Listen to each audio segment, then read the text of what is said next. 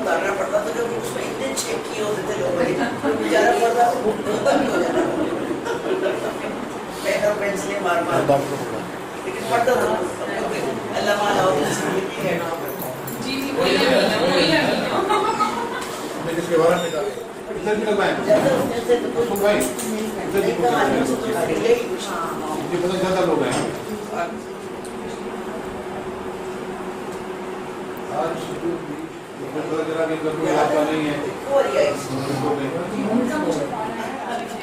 آج ہی ابھی دیکھ کے آئی ہوں ان کو کتاب میں سفیدہ دیکھ کے آئی ہوں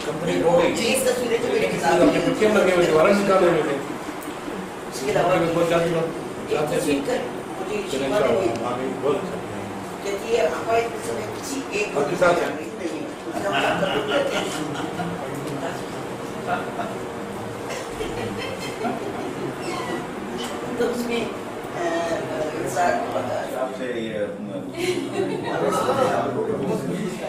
سنتے ہیں پتہ چل جائے گا ابھی آپ ڈسکلوز نہیں وہ اور جو آج کل ٹی وی پہ بہت آ رہا ہے لفظوں کیا دودھ کا دودھ پانی کا پانی ہو جائے گا ہر ایک آئے گا کیا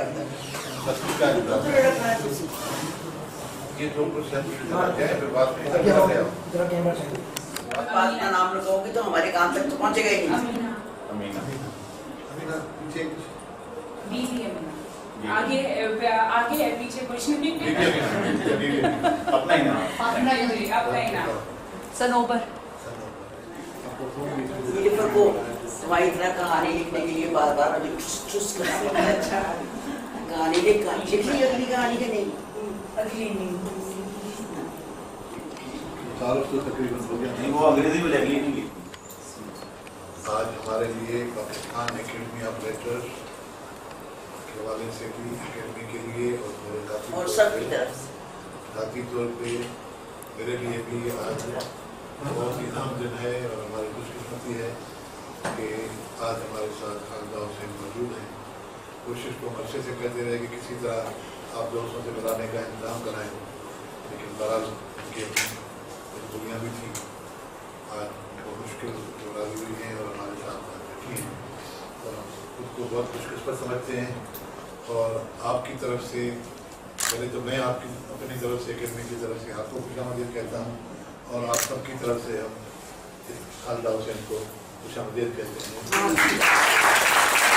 آپ کو خیر دے اور اللہ آپ کو اور بقا دے کہ ہمیں اپنی کتابیں اور اپنے افسانوں سے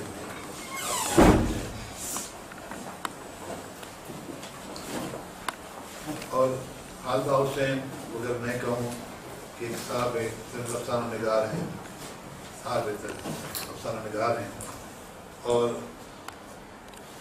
جس سال ان کا پہلا افسانہ چھپا اس سال میں پیدا ہوا اور اس کے افسانے کے ساتھ میری جو ایئر آف برتھ ہے وہی 1954 ہے. اس میں آپ نے کیسے پوچھا اسی کہ تمہارا پہلا افسانہ کب وہ تو 56 میں چھپا تھا. ہم نے کہیں 54 میں چھپا 56 میں چھپا 56 میں چھپا ہے. میرے پاس ڈیٹا ہے. آپ چھوٹے کیوں ہو رہے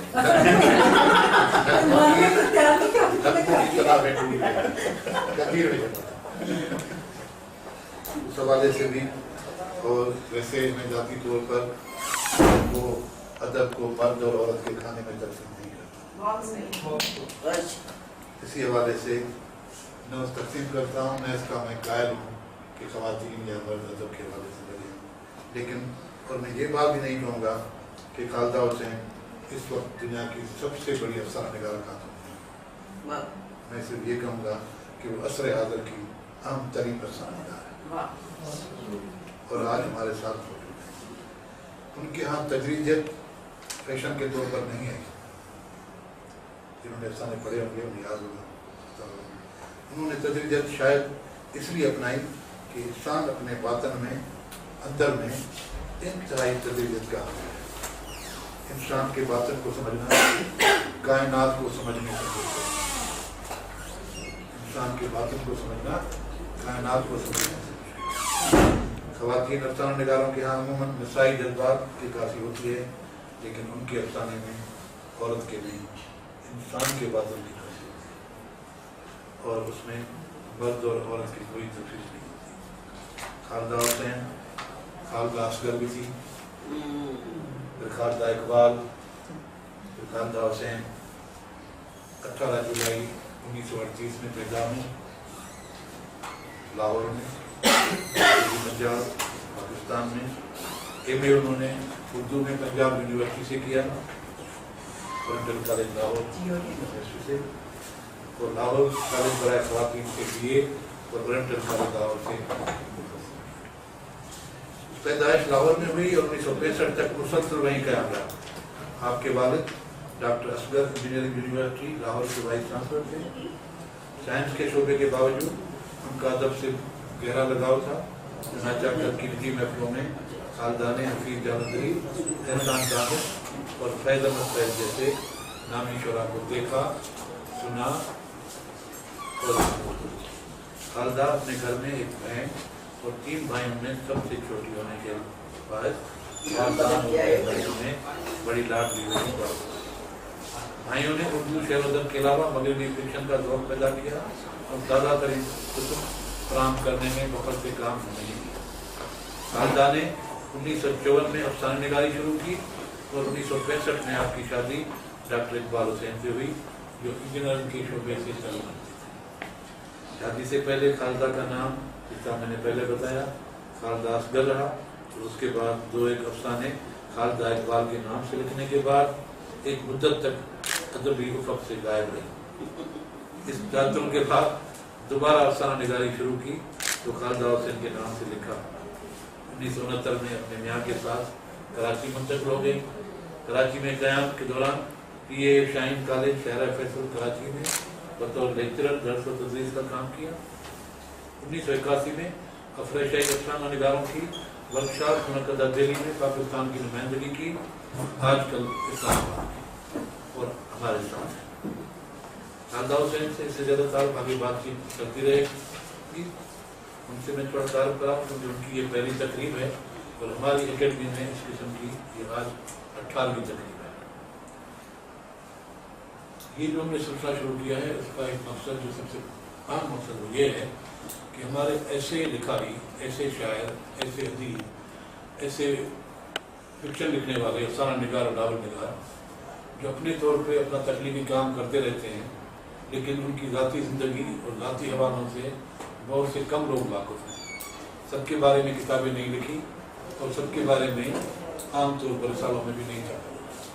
तो ये हम एक मौका देते हैं कि हम अपने अदीबों को उनके मुँह से कुछ बातें सुने और कुछ हमारे हमने अफसाने पढ़े हैं या हमें उनके बारे में खबर है, पता है, तो उसको ज़्यादा हम एक्सप्लोर करें, उनसे ज़्यादा जानने की कोशिश करें और एक किस्म का उन्हें पेश करें जो उन्होंने अब तक काम किया है।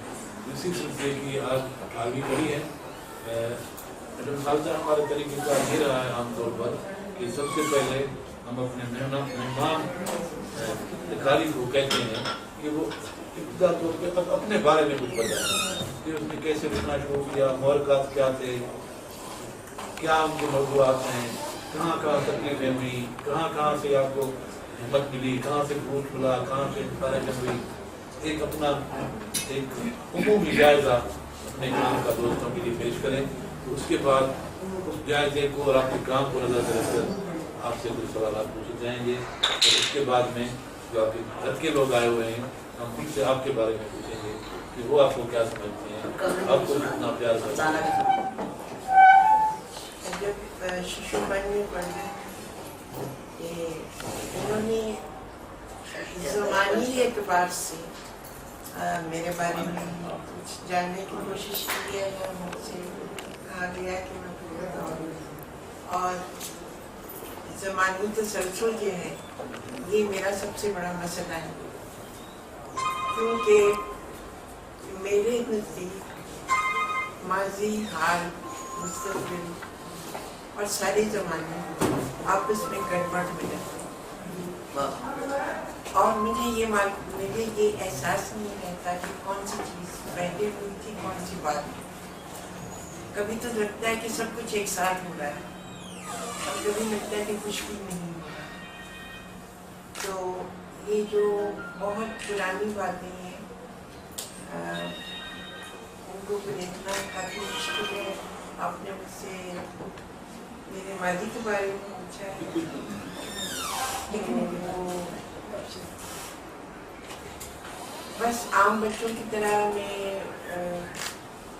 बचपन मैंने अपना गुजारा, सिवाय इस एक एक्सेप्शन के मैं समझूंगी कि आमतौर पे जो बड़े फनकार और बड़े लिखने वाले और बड़े तख्लीकी लोग होते हैं, उनकी ज़िंदगी में बचपन में कुछ बड़े नाखुशगवार वाक़यात भी होती हैं और वो अक्सर खुश नहीं होते बचपन में।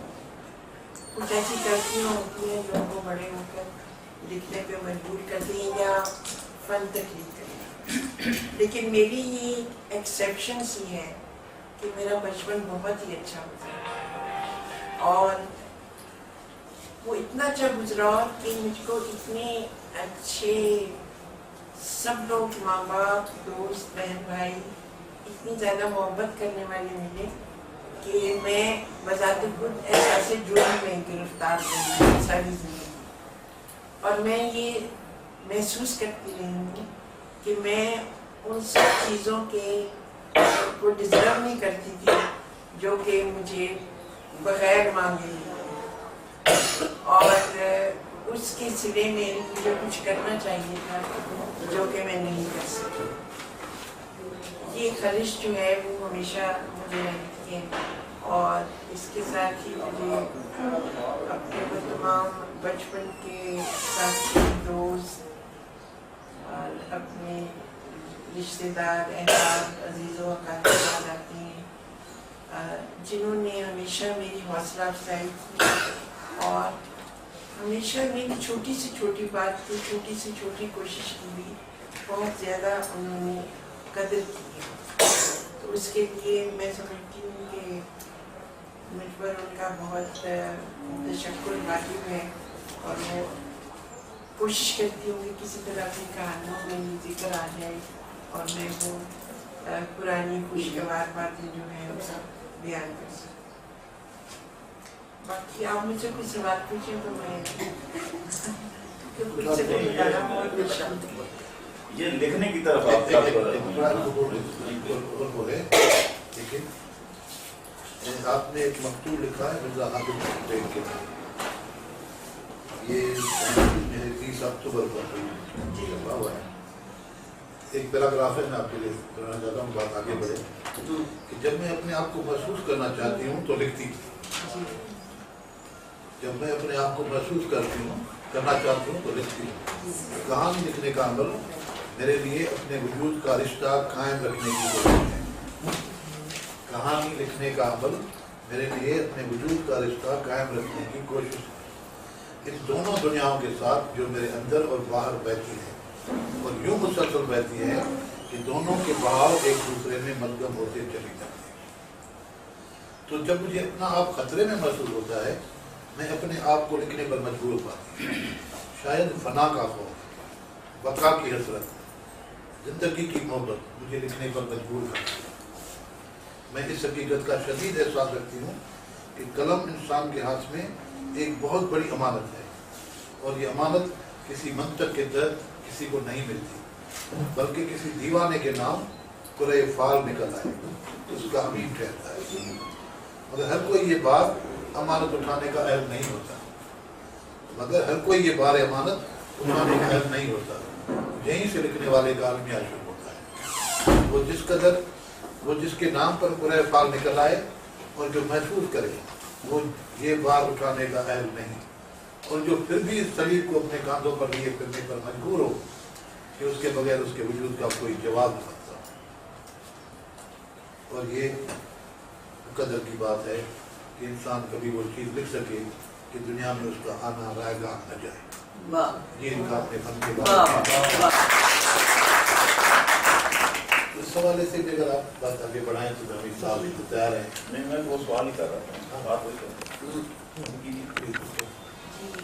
एक अपने बारे में मेरा मसला है जो मैं आपके सामने बयान करना चाहती हूँ। मेरा होना मेरे ना होने के खिलाफ जंग है।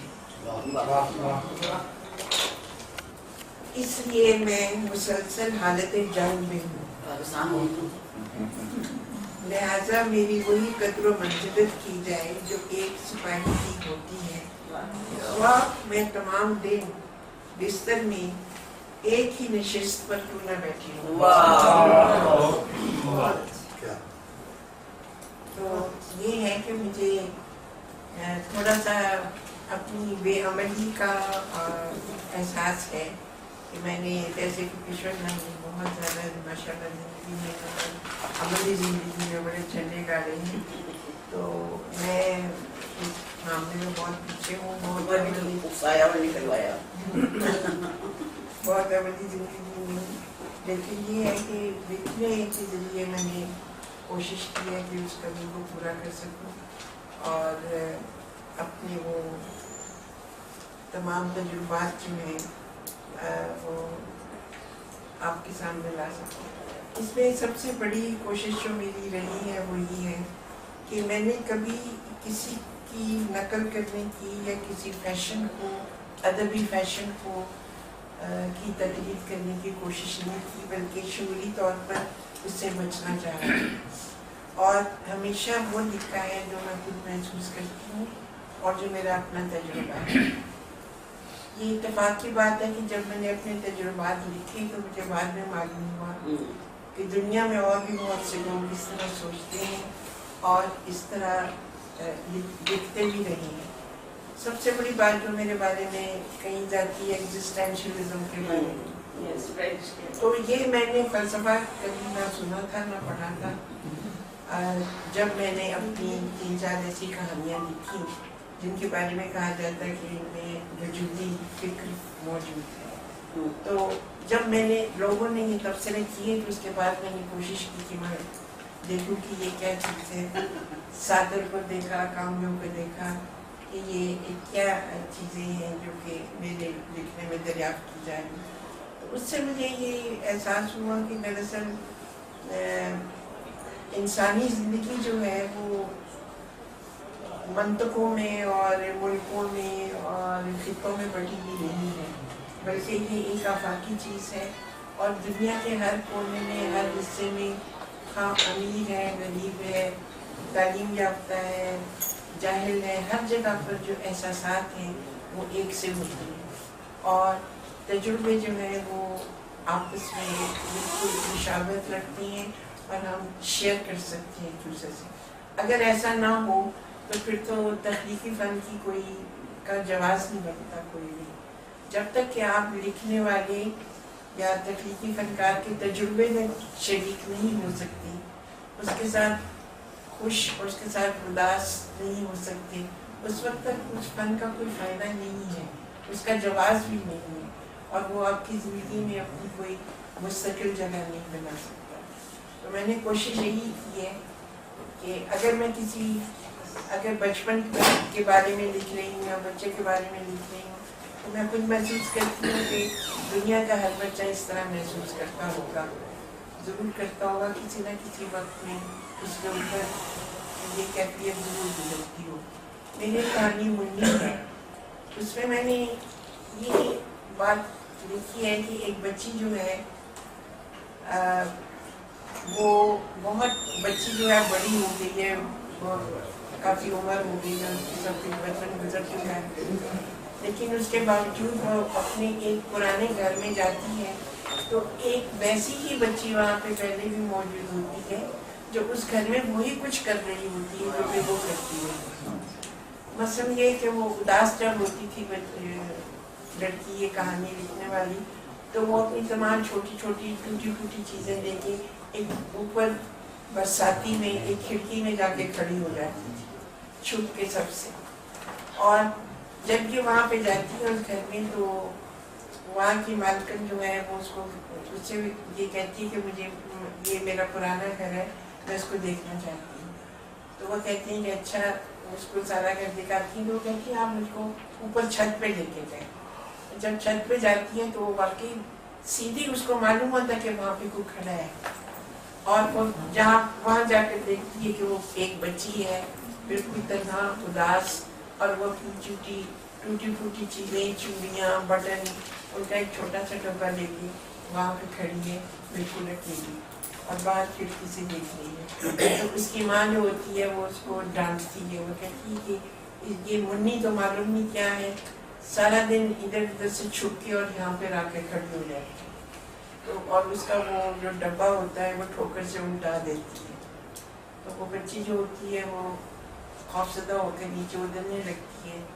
तो वो जो ये राइटर लड़की होती है वो उसको कहती है कि मुन्नी ठहर जाओ, ये अपनी चीज़ें तो लेती जाओ, अपनी चूड़ियाँ, अपने शीशे, अपने बटन। तो ये वो टूटी फूटी चीज़ें होती हैं, इंसान के छोटे छोटे तजुर्बात होती हैं जो मिलकर उसकी शख्सियत बनाती हैं और उसके दिल के अंदर बड़ी, मैं तो कहती हूँ कि बड़ी अनमेट उदासियाँ भी छोड़ जाती हैं। हालांकि इसमें कोई ऐसी बात नहीं होती, लोग समझते। एक मुझे बात याद आई कि मैं लाहौर कॉलेज में पढ़ाती थी, तो एक रोज़ मुझे मालूम हुआ कि कोई साहिबा मुझसे मिलने आई, तो मैं गई वहाँ उनसे मिली। तो मुझे देख के कहने लगी कि आप तो अच्छी बात नज़र आती हैं, लगता तो ये है कि आप रोती रुलाती रहती हैं, तो देखने में तो आप अच्छी बनी है, ठीक है, तो ये लिखती क्या है आप?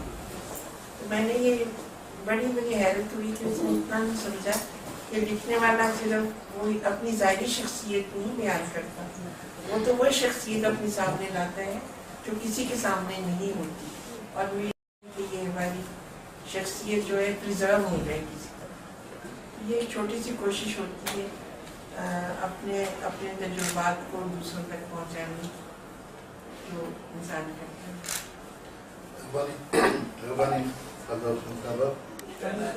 और अपने बारे में कहना है और अपने अफसानों के बारे में कहना है।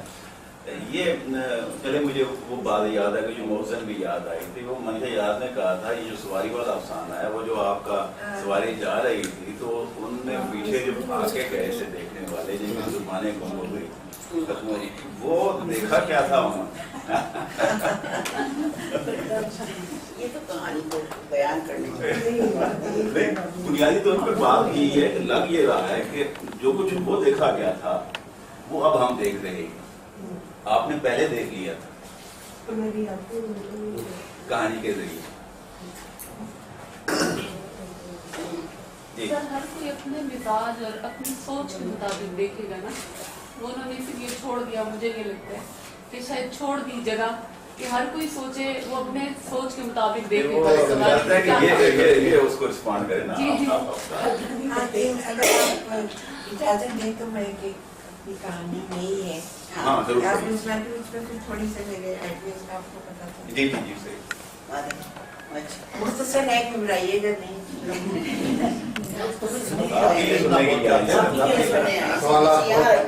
और मैं ये चाहूँगी कि आप इसके बारे में अपनी जरूर राय दें और मुझे बताएं कि मैंने क्या लिखा है। नाम है इसका मादन, मादन जो कि कान, ये वाला कान में हाँ वो जी। तो ये कहानी इस तरह कुछ है कि जमील से अचानक मिल जाना इंतहाई मुतवक्के तौर पर गैर मुतवक्के था। यहाँ कोई किताबत की गलती नहीं, आप भी कभी उम्र के इस हिस्से में पहुँच जाएंगे, हो सकता है कि पहुँच चुके हों, जब सब कुछ इंतहाई मुतवक्के तौर पर गैर मुतवक्के होता है।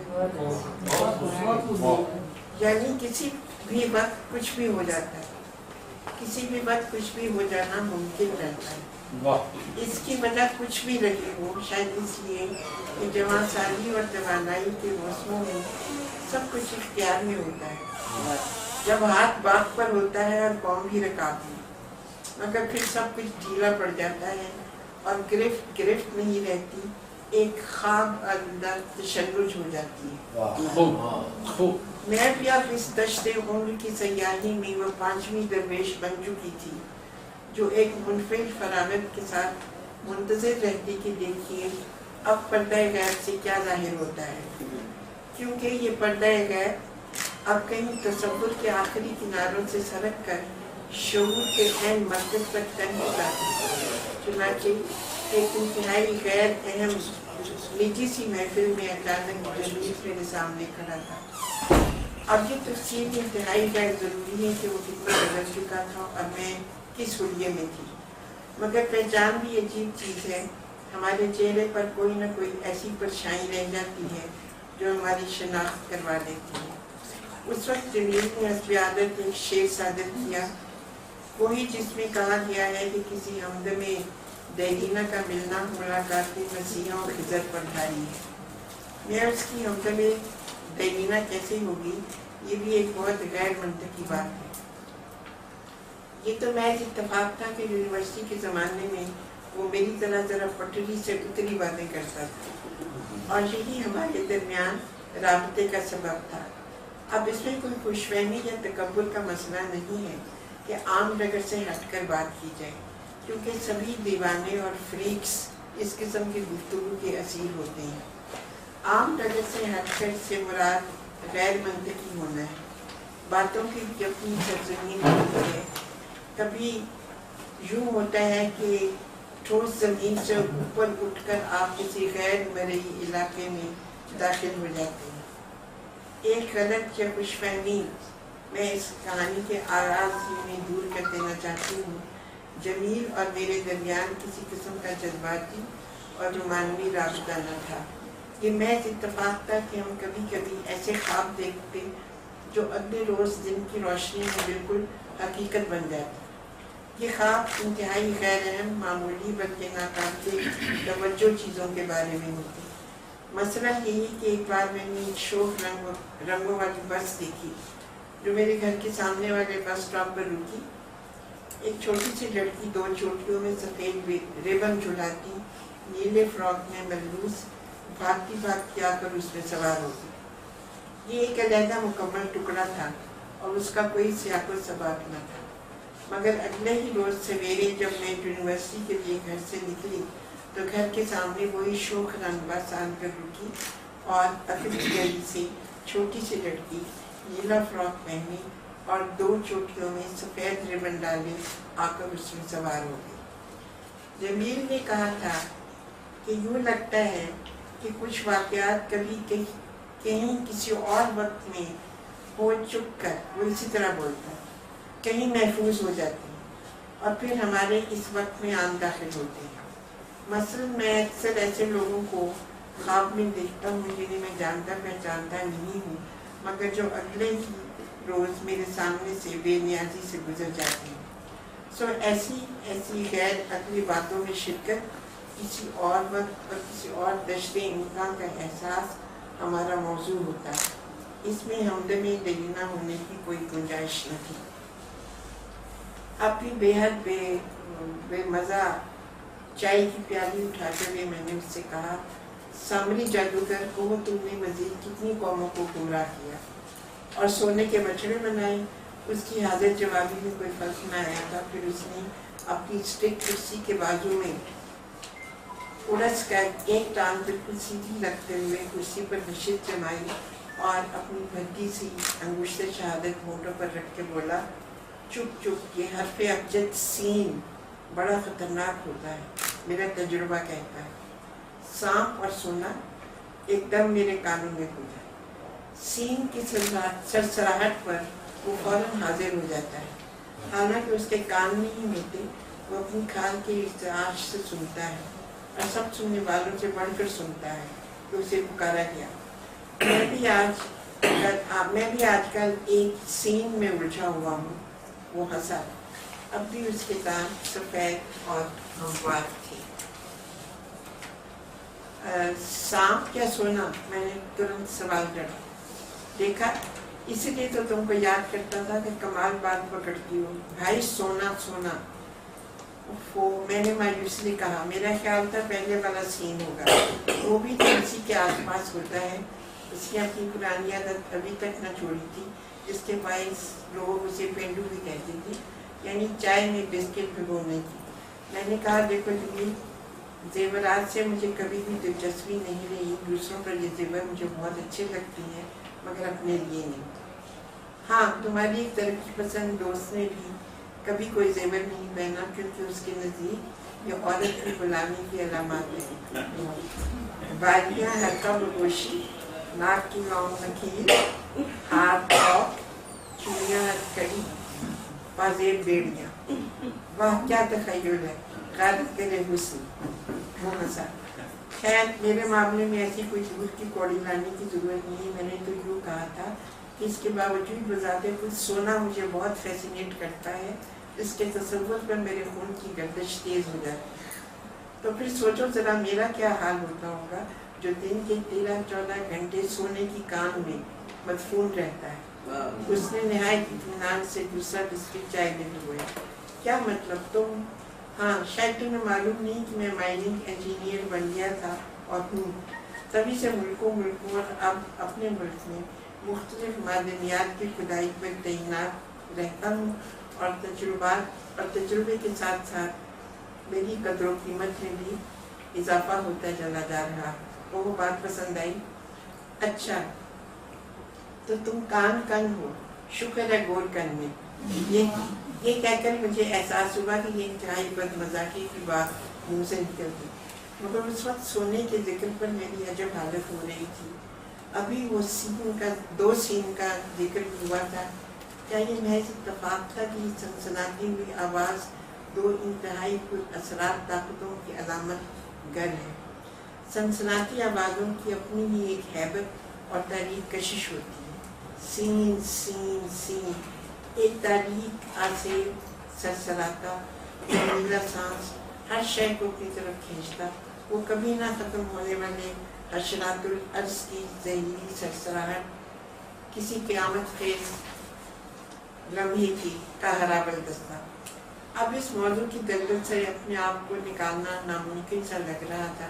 रफ्ता रफ्ता मेरे आस पास मालूम होने लगा। ये सोना दौलत की अलामत है या कुछ दौलत मुजस्सम? सोना दौलत क्यों कर बना? किन खसूसियात की बिना पर? और वो कदीम हवेलियों के फर्शों तले आधी आधी रातों को अशरफियों भरी देगे लुढ़कती हैं और सदा देती हैं, बेटा दे दो, दौलत ले लो। और इस सवाल पर हरगिज़ काम नहीं रखना चाहिए। हाँ, जमील ने कुर्सी छड़ी निकाल कर उसकी मूठ का मुआयना किया। हाँ, मैं इस नतीजे पर पहुँचा हूँ एक माहिर मादनियात की हैसियत से कि ज़मीन बज़ाते खुद एक ख़जाना है, ख़जाने का मतलब। जितनी दौलत हमें ज़मीन के ऊपर नज़र आती है उससे कहीं ज़्यादा, करोड़ों दर्जे ज़्यादा ज़मीन के अंदर उसके नीचे है। तो दरअसल यही दौलत इंसान को सुनसान रातों में पुकारती है और आखिर खींच ले जाती है। अब वो एक जालिम जासूसी कहानीकार बना बैठा था और बहुत बुरा लग रहा था। ऐसा कहानीकार जो कहानी के असरार से पढ़ने वालों को नींद जान कर देता है, दानिस्ता, और इस अजाब को तवील से तवील तर्क करने के लिए कहानी का अंजाम मौखर किए जाता है। उससे बढ़कर कमीनगी और क्या होगी?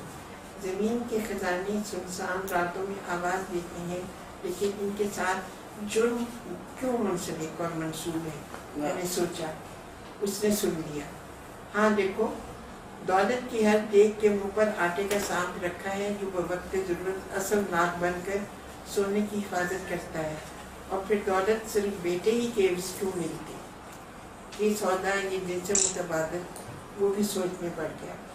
अब मैंने देखा कि इस निजी महफिल के शुरका एक एक करके सब जा चुके थे और साहिबान खाना खुद भी उकता कर कहीं खिसक लिए थे और कमरे में बस हम दो थे। दरअसल दौलत से आदमी की नीयत और इरादे का रिश्ता बहुत पेचीदा है और ख़तरनाक भी। दौलत से हम क्या हासिल करना चाहते हैं, असल मसला ये है। मगर मैं तो दौलत से यानी सोने से कुछ हासिल नहीं करना चाहती, मैं सिर्फ इसको महसूस करना चाहती, क्योंकि मैंने उसे उसकी असल सूरत और हालत में कभी नहीं देखा। सोना जो ताकत मुजस्सम है, यानी इख्तियार, कुव्वत, नाकाबिल तस्खीर, उसकी मुजम्मिल मादी सूरत जिसको हम छू सकें, महसूस। हाँ, ये कभी बिस्कुटों की सूरत में डाल दिए जाते हैं क्योंकि अब अशरफियों का ज़माना नहीं। फिर मैंने कहा ये कहीं रखा जाता होगा, किसी मुल्क की ताकत इसके ज़ख़ीरे के तनासुब से होती होगी। करेंसी के बराबर मिल्कियत का सोना मुल्की ख़जाने में मौजूद होना ज़रूरी है। सब कुछ सवाल पे चीज है। मुल्कों की करेंसी की कीमत राख बराबर हो सकती है जैसा कि हो रही है, मगर इसकी नहीं, ये लाजवाल है। मैं बस यही महसूस करना चाहती हूँ, कैसा होता होगा, तुम लोग इसे कैसे तलाश करते हो, कैसी चट्टाने, कैसी रेत। अब जमील ने सिगरेट सुलगाई और इत्मीनान से बैठ गया। तुम अभी तक अच्छी खासी जाहिल हो। दरअसल शुरू ही से मुझे तुम्हारी ज़ात के एक इंतहाई आला और एक नहायत अहमकाना हिस्से के साथ साथ मौजूद होने ने बहुत उलझाया है। तुम्हारा भी वही हाल है। गूगल के वक्तों में किसी भी चीज़ से बेखबर होने का कोई जवाब नहीं। सुनी सुनाई बेजान खबर मेरे लिए कोई मानी नहीं रखती। ये तो तुम्हें डिक्शनरी याद करने का शौक था। मुझे ताज़ा धड़कता पांचों हिस्सों समेत इल्म चाहिए। मुझे बताओ ऐसी काम है। मोहतरमा, आप एक कान की बात करते हैं, पूरी ज़मीन ऐसे माध्यमों से पटी पड़ी है। कदम कदम पर हीरे जवाहरात, ज़मुरद, फ़राग और अल-हदीद और क्या कुछ नहीं। ज़रा इस ज़मीन पर देखभाल कर एहतियात से कदम रखा करो। वो तुम भूल गई कि ज़मीन का हर टुकड़ा शायद कोई साहद सीमी है या कोई सुराहीदार गर्दन और जुल्फ़े अंबरीन या चश्मे गज़ाल। मगर मसला ये है कि कोई शय भी अपनी असल सूरत में हम पहचान नहीं सकते। तुम तो ज़मुरद और कंकड़ में तमीज़ के हो। हज़ार मरहलों से गुजर कर इन खजानों का जौहर अयां होता है और तुम्हारे लिए तो सब कुछ पत्थर बराबर है। पत्थर में भी कई सूरतें पोशीदा हैं जो सिर्फ संतराशी देखता और बरामद करता है। कुछ समझ आई? दुनिया वो नहीं जो नजर आती है। हैरान की मुशाहिदा है किस हिसाब में। अब एक अजीब सी मायूसी मुझ पर तारी हो रही थी। चलो ठीक है, मैं कुछ भी असल सूरत में नहीं देख सकती, मगर इस खाम मादे को तो देख सकती हूँ जो बिलाखिर सरमाया या ताकत बन जाता है। तो क्या तुम किसी मादन में जाने का सोच रही हो? फिर उसने हस्बे आदत बेसरा जड़ा। जिगर क्या हमने ये रखते कि खोदें जाके मादन को। हाँ, मैं यूं ही तुम्हारे साथ वक्त ज़ाया नहीं कर रही। अब ज़ाया करने को वक्त है भी नहीं। वैसे तो तुम सराफा से लिए औकात हो, माफ़ करना। अच्छा, मैं तुम्हें अपने साथ ले जा तो सकता हूँ, वो इसके लिए मुझे ख़ास इजाज़त लेना होगी। मगर मुझे डर है तुम एक और डिसरेगुलमेंट का शिकार होकर बीमार पड़ जाओगी और खाम का खून मेरी गर्दन पर होगा। क्योंकि जहाँ मैं तुम्हें लेकर जाऊँगा वहाँ ना तो कोई जगह जौन होगी, ना ही अतराफ में झुमके, हार और बाजूबंद और बिस्किट आवेजा होंगे। वो खालिस पत्थर होंगे और सिर्फ जौहरी की आँख, उनमें ज़रूरत, बुखरार, अकीक और ज़र खालिस। या फिर हम ऐसे मशीनी तजियाकारों की आँख। कोई मजाक नहीं, मुझे अपनी सी कोशिश करना है।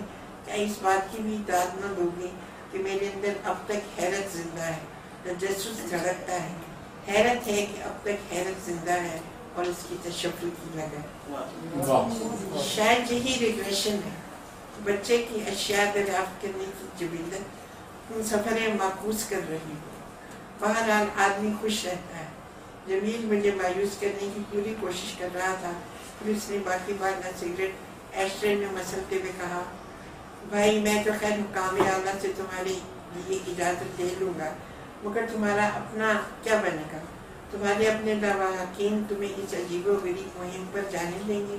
ये तो उनके लिए बहुत ही तिफलाना हरकत होगी, ख़ुसूसन जब कि तुम्हें चलने में अच्छी खासी दिक्कत होने लगी है। देखो, सब कुछ खुद ब खुद होता चला जाता है। ये आरज़ा तुम्हें कब हुआ? जब से मैंने भी जलकर उसकी स्टिक की तरफ इशारा किया। हाँ, अच्छा है। हाँ, तो किस से इजाज़त लेना होगी तुम्हें? तुम वैसे मेरे कवायद जानना चाहती हो तो तफसील से बता दूँगी। मुझे किसी से इजाज़त लेने की आदत नहीं रही। सब लोग अपने आप में बेहद मसरूफ़ हैं।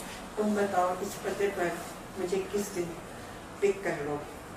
फिर मेरी गर्दन में शनाख्ती कार्ड के साथ साथ एक और कार्ड भी लटका दिया गया और जमील अपनी इस अजीबो गरीब लैंड क्रूजर में लेकर मुझे मालूम नहीं कौन से बिल्कुल ही दूर दराज अनजाने मकाम की तरफ चल पड़ा।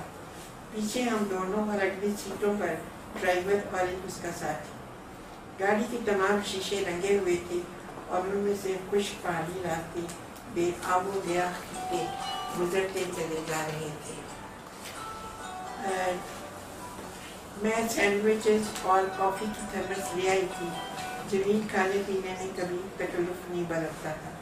तुम्हें मालूम है कि बलूचिस्तान में सोना दरियाफ्त हो चुका है और सवात और सरहद में तो कीमती पत्थर एक अरसे से निकल रहा है और बेचारी सुपर ताकतें सख्त मुसीबत में गिरफ्तार है।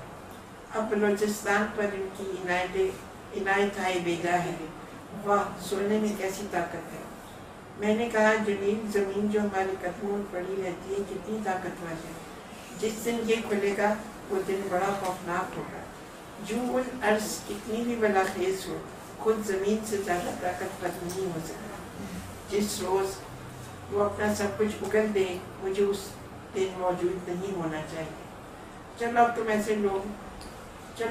तुम ऐसे लोग इस ज़मीन से मोहब्बत तो करेंगे कि इसमें सोना है।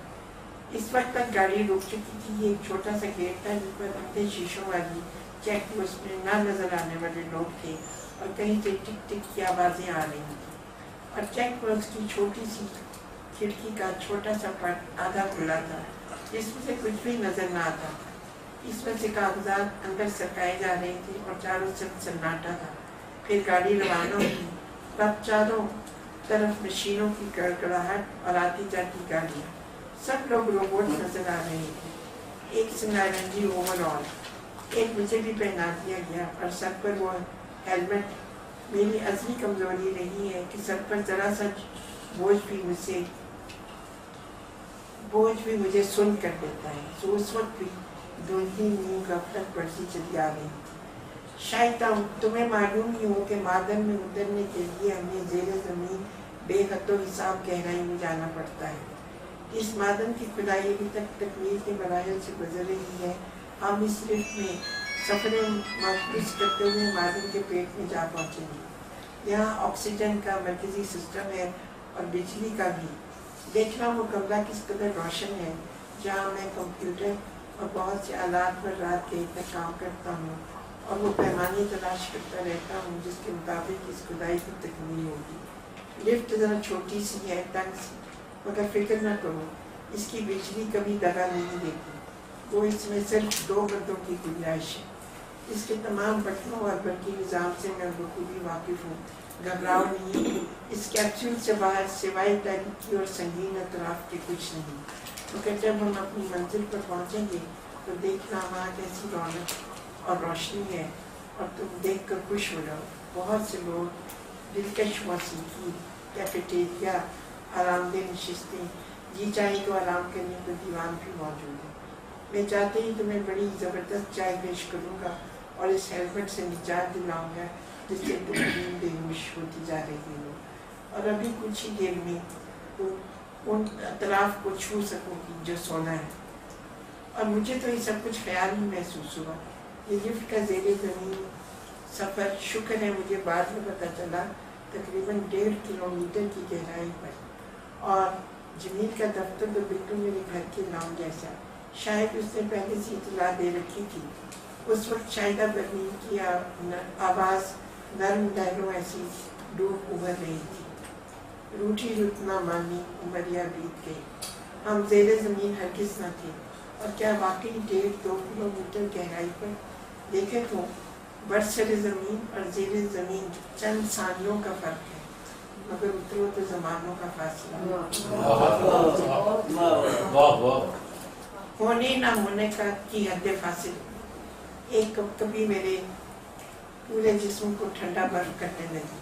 जमील ने मेरा हेलमेट उतार कर एक काउंटर पर रख दिया था और मेरी नींद गायब होने लगी।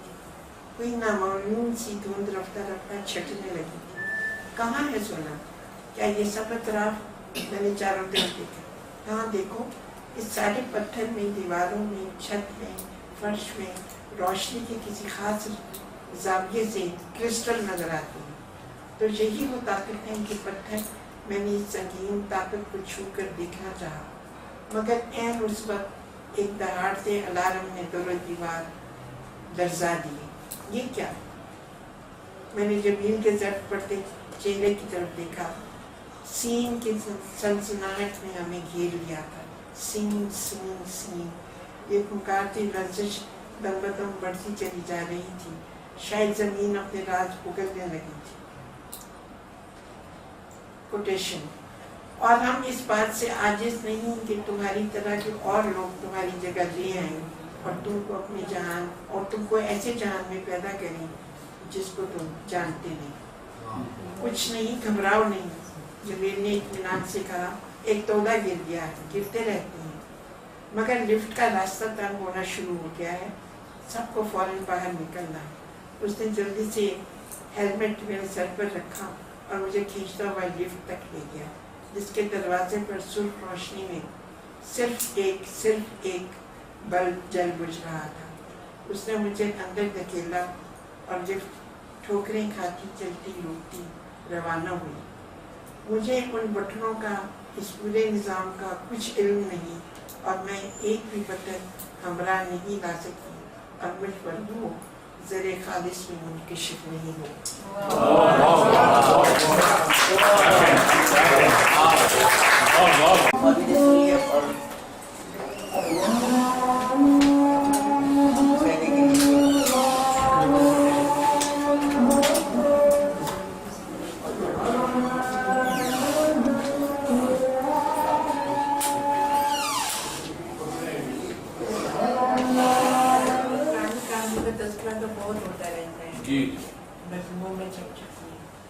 लेकिन जाहिर है कि वो जो इंसानों में छपी कहानियों हैं उस पर बात करनी मुश्किल होती है, क्योंकि सब लोगों की नज़र से नहीं गुजरी है। दुरुस्त, इनकी कहानियाँ के मौज़ूआत, फन और ذاتی हवाले से भी सवालात होते हैं।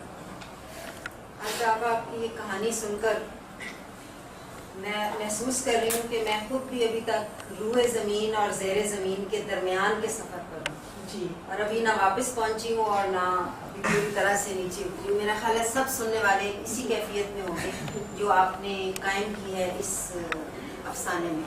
और ये मुझे महसूस हो रहा है कि आपका ये अफसाना आपके तसव्वुर फ़न को अमली तौर पर ज़ाहिर कर रहा है, क्योंकि जब भी मैंने आपकी कहानियाँ पढ़ी हैं तो मुझे सबसे ज़्यादा जिस बात ने अपनी तरफ खींचा है वो यही है कि आपकी कहानियों में इतने मुख्तलिफ आबाद और उसके डायमेंशंस होते हैं कि जिस डायमेंशन में हम चाहें उस रुख से उसको देख सकते हैं। जैसे इसी कहानी में आप देखें कि सोने के हवाले से कई इसकी डायमेंशंस हैं। आप इसको आलमी ताकतों के हवाले से देख सकते हैं, मईशत के हवाले से देख सकते हैं, इस्तेहसाल के हवाले से देख सकते हैं, कीमिया के हवाले से देख सकते हैं, जो बार बार मेरे जहन में इसका एल्केमी का ख्याल आता रहा।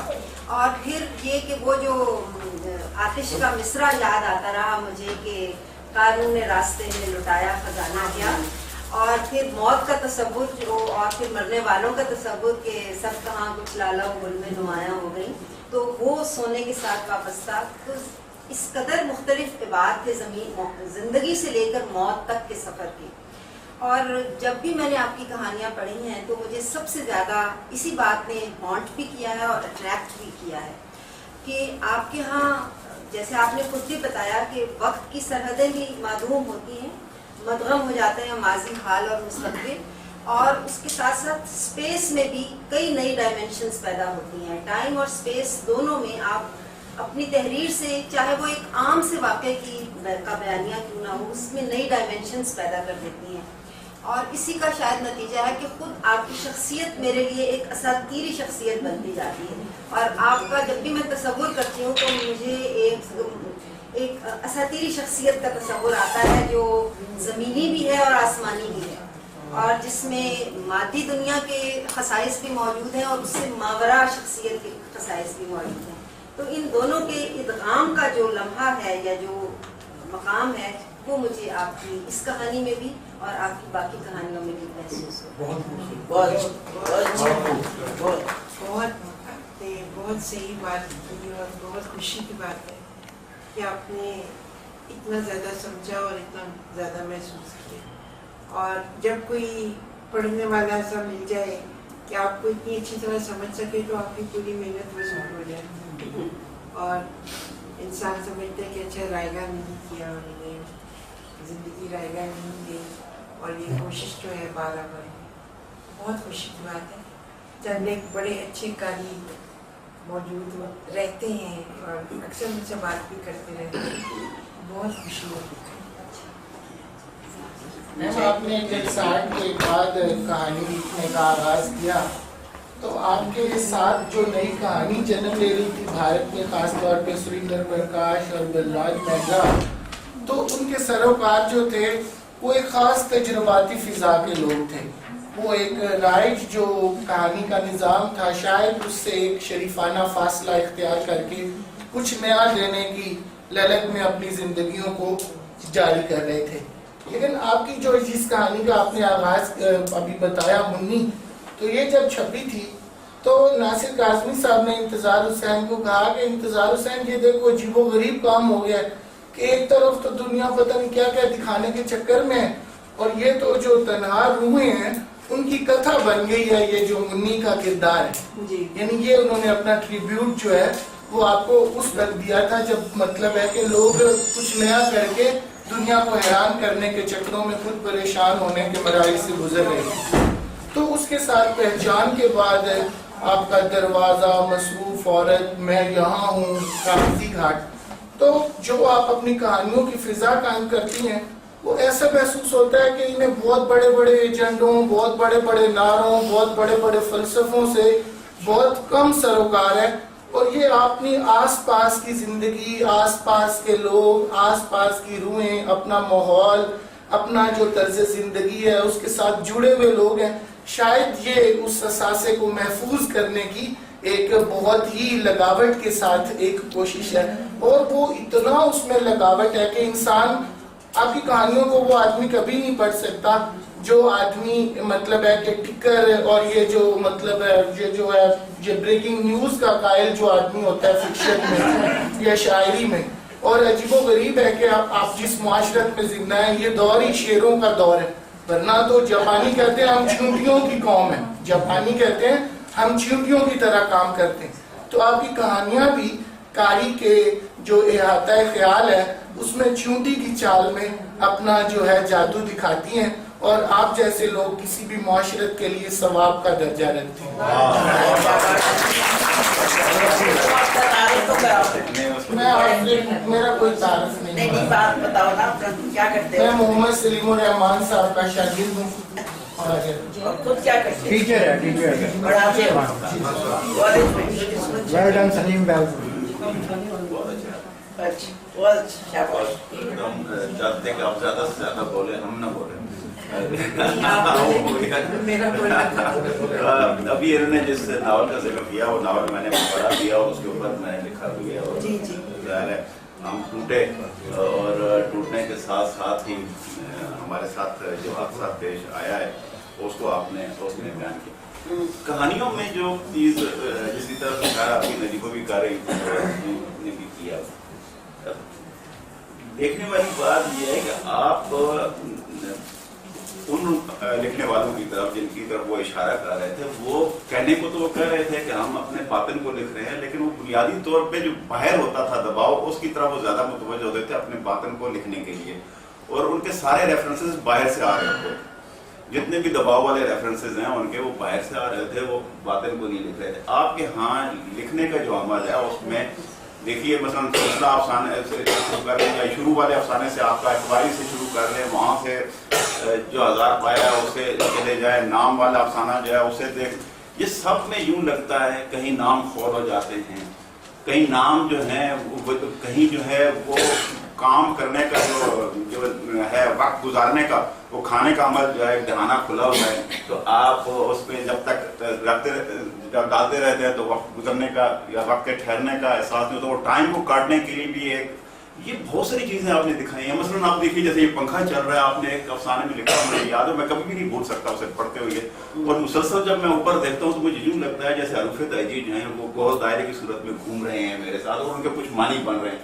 ये साए हैं, ये रोशनियां हैं, ये आवाजें हैं, जैसे सीन की आप देखिए यहाँ पे आपने आवाजों की तकरार है, ये जो अंदर ही अंदर कुछ होता रहता है और बाहर वो जाहिर नहीं होता और वाहिद मुतकल्लम जो है उसको बयान कर। इसमें तो आपने जरा एक मुकालमा भी इसमें मौजूद है, لیکن آپ نے بہت گہری بات کرنے کے لیے کسی اور کو تکلیف نہیں دی ہے, خود اپنے ساتھ مکالمہ کیا. تو یہ جو اسلوب ہے یہ آپ کو بالکل مختلف کر دیتا ہے اور بالکل نمایاں کرتا ہے.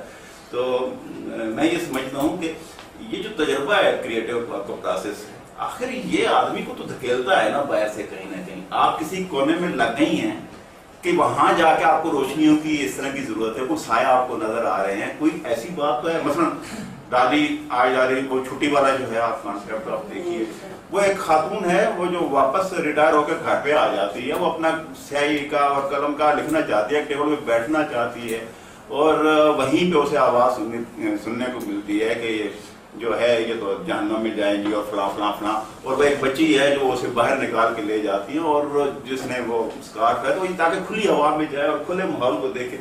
یہ جو سارا یعنی ایک طرف آپ کو محسوس ہوتا ہے کہ حبس ہے, ایک طرف محسوس ہوتا ہے کہ دباؤ ہے, ایک طرف محسوس ہوتا ہے کہ جیسے آپ اپنے وجود کے اندر سمٹتی چلی جا رہی ہیں, اور پھر آپ کو وہ لفظ ہیں جنہیں آپ پکڑتی ہیں تو روشنی پھیلتی ہے اور دائرے بنتے جاتے ہیں اور زمین وسیع ہوتی چلی جاتی ہے, پورا منظر کھلنا شروع ہو جاتا ہے.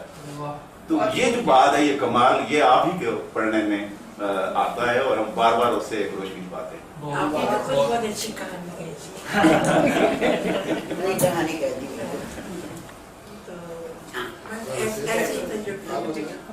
میرا خیال ہے کہ بہت بڑی کہانی, سبجیکٹ کے اوپر بڑی کہانی ہے. جو کچھ یہ جو وار شروع ہے ہمارے سامنے آپ جو ہم دیکھ رہے ہیں, تو اس میں جو انہوں نے جو منظر کھینچا ہے اس میں ان کریکٹرز کا, جو امیرکنز کا, اس خاتون کا جو کتا لے کے کھڑی ہوئی تھی اور قیدیوں کے اوپر وہ جو پڑھ رہے, وہ سارا جو حوالہ ہے بڑا گہرا اور بڑا یونیک قسم کا ہے. آپ ایک کمرے میں بیٹھ کے وہ سارا منظر اپنی حصوں کے اوپر محسوس کر رہی تھی. کمال ہے, کمال ہے. ادبی لحاظ سے بالکل چھوٹا ہونے کا ایک احساس مجھے ہو رہا ہے, لیکن ایک بات جو میں کہنا چاہتی ہوں بڑی امپورٹنٹ ہے, میرے لیے بڑی امپورٹنٹ ہے, وہ یہ کہ خالدہ حسین کا جو دروازہ مجھے ریسیو ہوا, یہ جو کتاب انہوں نے مجھے خود پیش کی بڑی محبت کے ساتھ, تو اب میں نے جب ان کو پڑھا پہلی دفعہ تو میں جو سمجھ پائی اس میں سے کہ خالدہ حسین کا جو بیانیہ ہے وہ ما بعد طبیعت کے ساتھ بڑا قریبی ایک تعلق رکھتا ہے.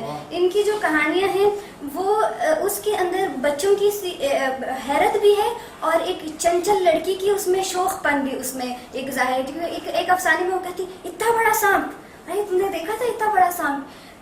بہت سارے لوگ یہ نہیں سمجھ پائے کہ خالدہ حسین میں جو ہے حیرت اب تک زندہ ہے, اور میں حیران ہوں اس پہ. اور لوگ کہیں گے کہ خالدہ حسین ایک مصروف عورت ہے, اور میں کہوں گی کہ خالدہ حسین ایک دروازہ ہے, کیونکہ جو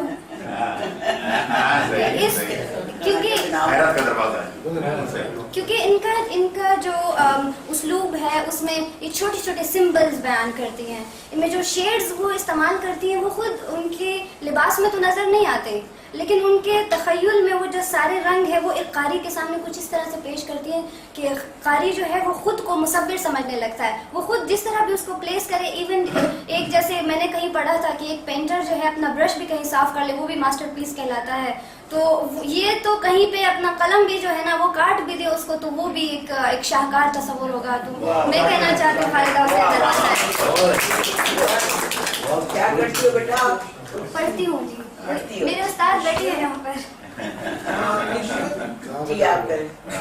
میں آج یہاں آنے سے پہلے آپ کو نہیں جانتا تھا, لیکن مطلب خوبصورتی یہ ہے کہ ابھی جب میں نے آپ کی باتیں سنی ہے تو مجھے لگ رہا ہے کہ میں آپ کے ساتھ ایک لمبا سفر گزار کے آیا ہوں, اور یہ بڑی خوبصورت بات ہے. اور دو باتیں جو آپ نے کی انہوں نے ایکچولی مجھے بہت پنچ کیا. ایک جو آپ نے کہا کہ آپ نے شروع میں افسانے لکھے اور مختلف نقادوں نے آپ سے کہا کہ اس میں تو وجودیت ہے, اور اس کے بعد آپ نے سارتھ کو اور کامیو کو پڑھنا شروع کیا, اور پھر اسپیشلی جو اس کہانی کا عنوان ہے مطلب معدن کا, تو دو چیزوں کو آپس میں جوڑنے سے مجھے مطلب آپ کی ایک ایسی تصویر سامنے آئی. مطلب معدن جو غالب کا ایک مشہور شعر جس کا آپ نے مصرع بھی دیا کہ سخن کیا کہہ نہیں سکتے کہ جویا ہوں جواہر کے, جگر کیا ہم نہیں رکھتے کہ کھودیں جا کے معدن کو. اب دو باتیں غالب بھی ایکچولی کر رہے ہیں کہ سخن, میں سخن کہہ سکتا ہوں, میں بات کر سکتا ہوں کیونکہ میں اس چیز کو جانتا ہوں, اس چیز کو پہچانتا ہوں, اور میں جگر رکھتا ہوں. اب میں معدن جا کر کھودوں یا نہ کھودوں, میں جگر رکھتا ہوں. تو کامل کی بات جو آپ نے کی, اور جس طرح سر نے کہا کہ ہم اپنی ذات کا حوالہ بھی باہر مطلب ہم باہر کے حوالوں کو چھوڑ دیتے ہیں اور اپنی ذات کے حوالے کو مطلب لے کر آگے چلتے ہیں اور اس کے اندر ڈوب جاتے ہیں. میرے خیال میں بات اس سے تھوڑی سی مزید کمپلیکیٹڈ ہے. کامیو کا ایک جو بنیادی فلسفہ ہے وہ یہ کہتا ہے کہ human meanings are logically possible but humanly impossible. تو ایک بڑی پیکار بن جاتی ہے. مطلب آپ جب سوچتے ہو آپ کو اپنی ذات کا مفہوم اپنے تصور میں ممکن دکھائی دیتا ہے, لیکن جب آپ اس کو پانے کے لیے آگے نکلتے ہو جو اس کی سیسیفس کہانی کا بنیادی موضوع ہے, جس طرح آپ کان میں گئیں, آپ زمین کے اندر اتری, آپ سونے کا تصور رکھتی ہیں, آپ سونے کو سامنے محسوس کرتی ہیں, لیکن جب بالکل اس کے آپ پاس پہنچتی ہیں تو آپ کو پتہ چلتا ہے کہ یہ امپاسبل ہے. تو مطلب اس میں جو امپاسبل کا پارٹ ہے وہ ہمارے ارد گرد کی پھیلی ہوئی خارجی دنیا ہے, اور جو اس کی پاسبلٹی کا پارٹ ہے وہ ہمارے اندر کا نفس ہے. اور میرے خیال میں ہماری زندگی جو ہے وہ ان دونوں کی مسلسل پیکار ہے. اور بس اب آپ مجھے کہانیاں سے پوچھ پڑیں. جی میں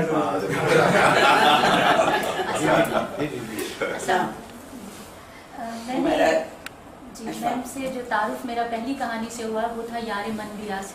اچھا. اس وقت میری زندگی کا وہ چیپٹر بھی کچھ ایسا ہی تھا. مطلب مجھے لگا کہ شاید زندگی ایسی ہی ہوتی ہے, اس کی جو ہیروئن ہے کچھ کیفیات ہوتی ہیں جو آپ کو بڑی سملر سی لگتی ہیں اور آپ اس کیفیت کو بڑی اچھی طرح سے فرسٹ ہینڈ نالج کی طرح سے اس کو پرسیو کرتے ہیں. پھر ایک سفر شروع ہوا, زندگی کا سفر شروع ہوا. خالدہ حسین کو پڑھتے رہے, بھاگتے بھاگتے بہت سارا کچھ کرنے کی کوشش کی, کچھ کرنے میں کامیاب ہوئے, کچھ کرنے کی چاہت رکھتے ہیں. پھر خالدہ حسین کا افسانہ مصروف عورت پڑھا تو اس کے بعد لگا کہ یہ بھی میں ہوں. تو دونوں کہانیوں میں مجھے لگتا ہے کہ پھر بھی ہاتھ دونوں خالی رہتے ہیں عورت کے. تو آپ ایک تخلیق کار ہیں اور ایک عورت کی ہر اس اندرونی اور بیرونی دونوں کیفیات سے واقف بھی ہیں. آپ کی عورت پر جو نفسیات, اس کی نفسیات اور اس کے حالات پر جو گرفت ہے وہ میرے لیے بہت زیادہ مطلب بہت اہمیت رکھتی ہے. باقی آپ ایک تخلیق کار ہیں بڑی, اس میں تو کوئی ثانی نہیں. آپ کو دیکھنا, آپ کی محفل میں بیٹھنا, یہ ایک تاریخی لمحہ ہے جس کا ہم حصہ ہیں, اور آپ کا ہونا ہمارے لیے کون ہے.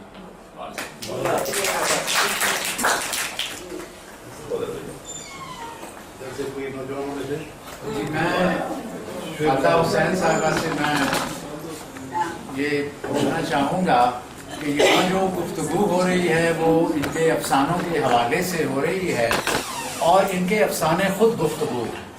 ہم اس پر تائیدی گفتگو جو ہے وہ نبھا رہے ہیں یہاں بیٹھ کے. میں صرف یہ پوچھنا چاہتا ہوں کہ انہوں نے اپنی زندگی میں ایک چھوٹا سا ان کا علاقہ ہے جس میں انہوں نے کئی ڈرامہ لکھا ہے. ایک تو میں نے ان کا جو افسانہ تھا اس کو ڈرامٹائز کیا تھا, دہان زخم, شاہد مسعود صاحب تھے اس کے ڈائریکٹر, اور اس کے علاوہ آپ نے جبر کے عنوان سے بھی ایک سیریل لکھا یہاں. تو میں جاننا چاہوں گا کہ یہ ڈرامے کا میڈیم جو ہے اسے آپ نے کیسا پایا اور کیوں نہ آپ کیوں اس سے زیادہ نہ جڑ سکیں. دراصل ہر شخص جو ہے وہ ڈرامہ نہیں لکھ سکتا. یہ مجھے لکھنے کے بعد محسوس ہوا. یہ ہر ایک کا کام نہیں ہے, یہ مزاج ہوتا ہے. اور پھر یہ ہے کہ فکشن اور یہ افسانہ جو ہے یہ آپ تنہا لکھتے ہیں, آپ کا کام ہوتا ہے سارا. لیکن ڈرامہ جو ہے بہت سے لوگوں کا کام ہوتا ہے, تو وہ میں شرکت نہیں کر سکتی تحقیق کی.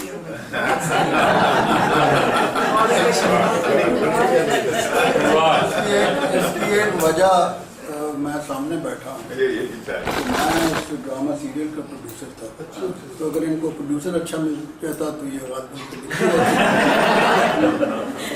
اور دونوں طور اس ڈرامہ سیریل کا بھی پروڈیوسر میں تھا, اور وہ جو افسانہ آپ کا دہان زخم جیسے شعیب نے ڈراماٹائز کیا تھا اس کو میں نے پروڈیوس کیا تھا. تو وہ سیریل جو تھا وہ کشمیر میں تھا. تو مجھے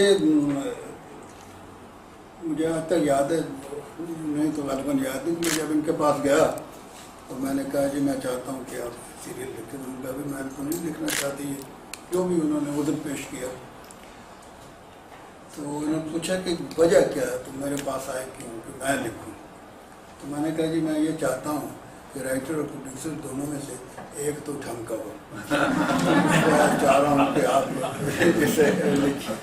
تو ان کے بہت یہ بڑا فرق تھا کہ ایک کشمیر جیسے حوالے سے یعنی جو بالکل ایک اور وہ تھا بھی کائنڈ آف پروپیگنڈا سیریل، اور اس وقت مقبوضہ کشمیر میں ہونے والے تھے انتخابات، سو وہ ڈرامہ اس طریقے سے پلان کیا گیا تھا وہ سیریل کہ وہ اس وقت آن ایئر ہوگا جب وہاں الیکشن ہو رہے ہوں گے. تو وہ بہت یعنی it was a popular serial.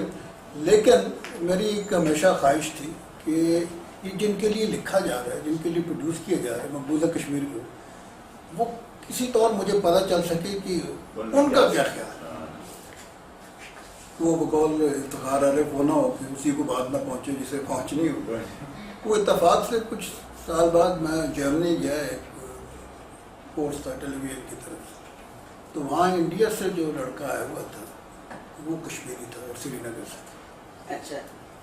تو اس نے کہا کہ اس میں سب سے بڑا تبصرہ یہ ہے کہ انڈین آرمی جہاں جہاں اس کا سگنل جاتا تھا اسے جیم کرنے کی کوشش کرتی تھی، اس کے باوجود لوگ جو ہے وہ وہاں اس کو دیکھتے رہے. تو خالدہ صاحبہ کے بارے میں ایک صرف میں بات آپ سے کہوں کہ میرا یہ یقین ہے کہ مرد جو ہے وہ تو خواتین کے بارے میں نہیں لکھ سکتا، لیکن خاتون میں یہ کیپیسٹی اللہ تعالیٰ نے رکھی ہے کہ وہ خاتون کے بارے میں بھی لکھ سکتی ہے، وہ مردوں کے بارے میں بھی لکھ سکتی ہے، وہ کشمیر کے بارے میں بھی لکھ سکتی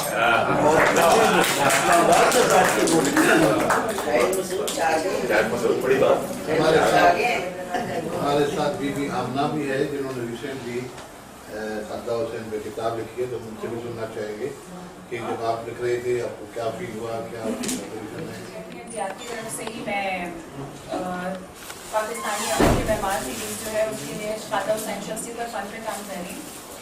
تو ابھی بھی آپ کو مجھے یہ باقی چیزیں سن کے یہ لگتا ہے کہ یہ اب بھی نامکمل ہے کتاب، ابھی اس میں بہت کچھ ہونا چاہیے. لیکن کچھ چیزوں کے لیے میں نے ان سے وعدہ کیا تھا. 4 مہینوں میں شاید ہی کوئی ایسا ہفتہ گزرا ہو کہ جب میں ان سے ملنے نہ گئی ہوں یا ان سے میں نے بات نہ کی ہو. لیکن اس کا مطلب ہرگز نہیں ہے کہ کتاب ان سے لکھوائی گئی. ظاہر ہے اپنی شخصیت کے بارے میں یا پھر کچھ پہلو ایسے تھے ان کی کہانیوں کے بارے میں جس کے بارے میں وہی بتا سکتی تھی، تو اس کے بارے میں پوچھنا ان سے ضروری تھا.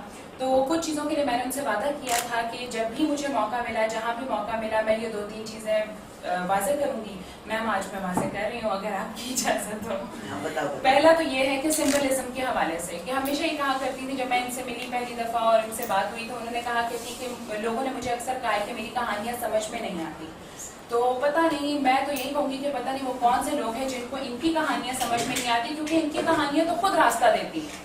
جیسے ابھی آپ لوگوں نے ان کی کہانی سنی مادن میں، اگر اب انہوں نے بہت ساری چیزیں اس میں مشاہدہ ہے، تشبیہ ہے، استعارہ ہے، اس میں انہوں نے ترقی پسندیت کا ذکر چھیڑا ہے، ناسٹیلجیا ہے، ماضی سے حال سے مستقبل، ہر ایک چیز ہے. اس کے علاوہ کچھ ایسی چیزیں ہیں جو میں یہاں پہ کچھ نوٹ کری تھی، جیسے زمین کے راز، ٹھیک ہے، اشیاء دریافت کرنے کی جبلت، حیرت، زر خالص، لفٹ. اب اگر ان علامات کو اگر اس کا سیکوینس جوڑ کر بھی اگر کسی قاری کو کچھ سمجھ نہیں آتا تو یہ واقعی حیرت کی بات ہے کہ کیوں وہ اس کہانی کی جو ہے وہ اس کی گہرائی میں پہنچ نہیں پا رہا ہے. کیونکہ ان کی کہانیاں جو ہے وہ خود راستہ دیتی ہیں، اور انہوں نے کئی ایسے جملے اس میں کوٹ نہیں کر سکی یہاں پہ، لیکن کئی ایسے جملے تھے جو خود بخود اس کے جو مرکزی موضوع کو ہیں وہ واضح کر رہے تھے. تو یہ میرا خیال ہے ان کے بارے میں تو نہیں کہنا چاہیے کہ ان کی کہانیاں جو ہے سمجھنے کی پہچان سے لے کر نام رکھنے والے، ان کی آخری کہانی ہے نام رکھنے والے تک، ان کی ایک ایک کہانی بہت ہی واضح طور پر سمجھ آتی ہے اگر اسے سمجھنے والے موجود ہوں تو. دوسری چیز تھی فیمنزم. جہاں بھی میں نے دیکھا یہ کتاب لکھنے کے دوران میں کہ جب میں نے اس کے بارے میں معلومات لی تو ہمیشہ ان کی کہانیوں کے بارے میں جس نے بھی کوئی تھیسس لکھا یا تو وہ ہمیشہ فیمنزم کے حوالے سے سامنے آیا کہ ان کے افسانوں میں عورت کے مسائل کی عکاسی، ان کے افسانوں میں فیمنزم، عورت کے مسائل اور عورت کے حوالے سے. لیکن جب ان سے بات ہوئی تو انہوں نے اس کا انکار کیا، کہتی میں فیمنسٹ نہیں ہوں. تو وہ میں اس کا کہنا چاہتی ہوں کہ وہ فیمنسٹ ہرگز نہیں ہے، اور انہوں نے اپنا جو فلسفہ ان کا ہمیں ملتا ہے فیمنزم کے حوالے سے، وہ اگر مصروف عورت ان کا افسانہ اٹھا لیا جائے اسی میں ہی سامنے واضح طور پر، اس کا مجھے شروع سے تو میں بالکل تو نہیں بتا سکتی آپ کو، لیکن جتنا مجھے یاد ہے اس میں انہوں نے واضح طور پر کہا ہے کہ میں ایک مصروف عورت ہوں. پھر انہوں نے یہ بھی کہا کہ لیکن ٹھہریے، اس لفظ عورت کو قوسین میں کر دیجیے اور اب اسے پڑھیے کہ میں ایک مصروف ہوں. यानी औरत इनके अफसानों में जो है वो एक इंसान, एक वजूद की हैसियत से है, और वो औरत को बिल्कुल मर्दों के मसावी या हर एक चीज़ या फेमिनिज्म के जो नेगेटिव एस्पेक्ट सामने आता है उसके हवाले से नहीं देखती, बल्कि वो उसे इस हवाले से देखती हैं कि औरतों को वो हुकूक तो मिले जो उनके जायज़ हुकूक किसी भी माशरे में बनते हैं, और उसके नफ्सियाती, उसकी जो जहानत है उसको तस्लीम किया जाए, उसके नफ्सियाती वजूद को तस्लीम किया जाए। तो इस हवाले से, और फिर आखिरी बात जो मैंने इनकी शख्सियत के हवाले से, जब मुझे ये काम मिला तो उस वक्त मैंने काफ़ी लोगों से ये सुना, यहाँ नाम लेने का मौका तो नहीं है, लेकिन काफ़ी लोगों से मैंने ये सुना कि ये काम आपके लिए बहुत मुश्किल होगा क्योंकि वो कॉपरेट नहीं करेंगी, आप उनसे मिल नहीं पाएंगी, और ये सब चीज़ें शायद ये अदबी उफ़क़ से काफ़ी अरसे तक गायब रहने की वजह से था। लेकिन जब मैं अभी जैसे आपको बता चुकी हूँ, 4 महीने में शायद ही कोई ऐसा हफ्ता होगा कि मैं उनके पास है, हमेशा उन्हें 3 से 4 घंटे का वक्त दिया मुझे।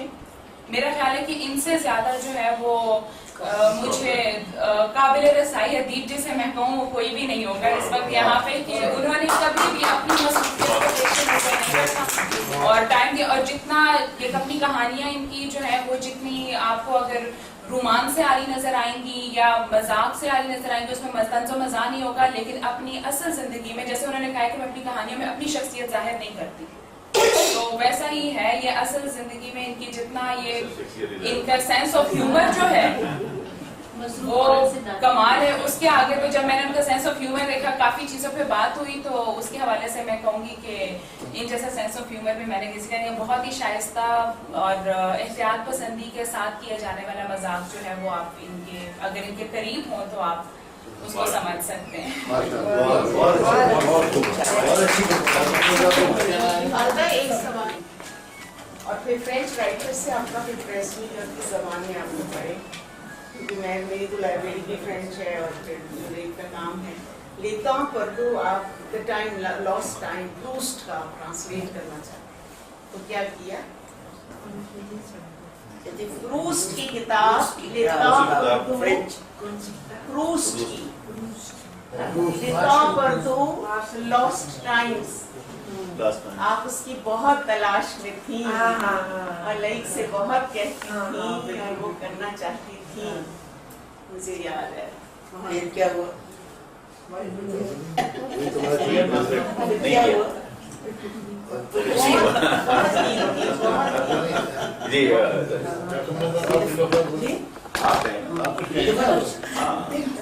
मैं तो काफी पहले बोल चुकी होती, ना बोलने की ये वजह है कि मैं बिल्कुल पैदल बोलने में बस एक वजह, लेकिन एक बात अब मैं सारी महफिल को देखने के बाद खालदा से कहना चाह रही कि अब तो उन्होंने देख ली, इतनी पजीराई, इतनी मोहब्बत, इतनी गर्मजोशी, अब बता ही दे कि आप पिछले 20 साल से रिक्लूज क्यों हैं, हम 1000 पहले से इतने भी 1000 पहले नहीं हम लोग, क्या बच्चे बताइए। और बिल्कुल यानी एक तो होता है ना कि वैसे बंदा कहता है जी फलाना नहीं मिलता, ये टोटली यानी बाज़ाब्ता तौर पे रिक्लूज हो चुके हैं पिछले 20-25 साल। अब नहीं छुपेंगे आप, क्या इसकी एक दूसरी गवाही में 2 औरतों के मिल जाएगी तो आपके कबूल भी हो जाएगी। यहाँ पर हम स्टूडेंट्स तक को मैडम से मिलने के लिए लेकर जाते रहे हैं और हमेशा बहुत वार्म वेलकम हमें मिला है हमारी एमए की लड़कियों तक को, जिनका कोई ज़हनी लेवल गुफ्तगू कभी यहाँ तक के ऐसे बड़े अदीब के साथ नहीं था, हम अपने इस एतराफ़ के साथ बात करते हैं, लेकिन उसके बावजूद जो है मैडम ने बड़े उनको सुना और कई दफ़ा यासरा की बनी हुई चाय भी हमने पी और पकौड़े भी खाए और कोई मेहमान नवाजी की और मिलने जुलने की कोई ऐसी बात नहीं है।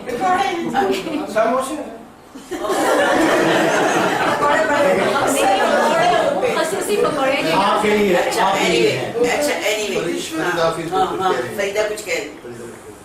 मैं तो बातें बहुत अच्छी बातें हो चुकी है। मैं एक आपकी खिदमत में एक अपना जो मैंने इनका एक इंटरव्यू किया था 79 में, ये मशरिक अखबार में छपा था और उस वक्त ये वो ज़माना था जब इनके बारे में बहुत लोग मुतजस्सिस होते थे, तो इंतज़ार साहब ने मुझे कहा कि इनका इंटरव्यू ज़रूर करना है, तो फिर मैंने इनको ढूंढा तो मुझे पता लगा कि तो मेरे घर से एक गली उधर रहती है, तो मुझे बहुत हैरत हुई। उसके बाद अब कराची चली गई थी मेरा ख्याल है।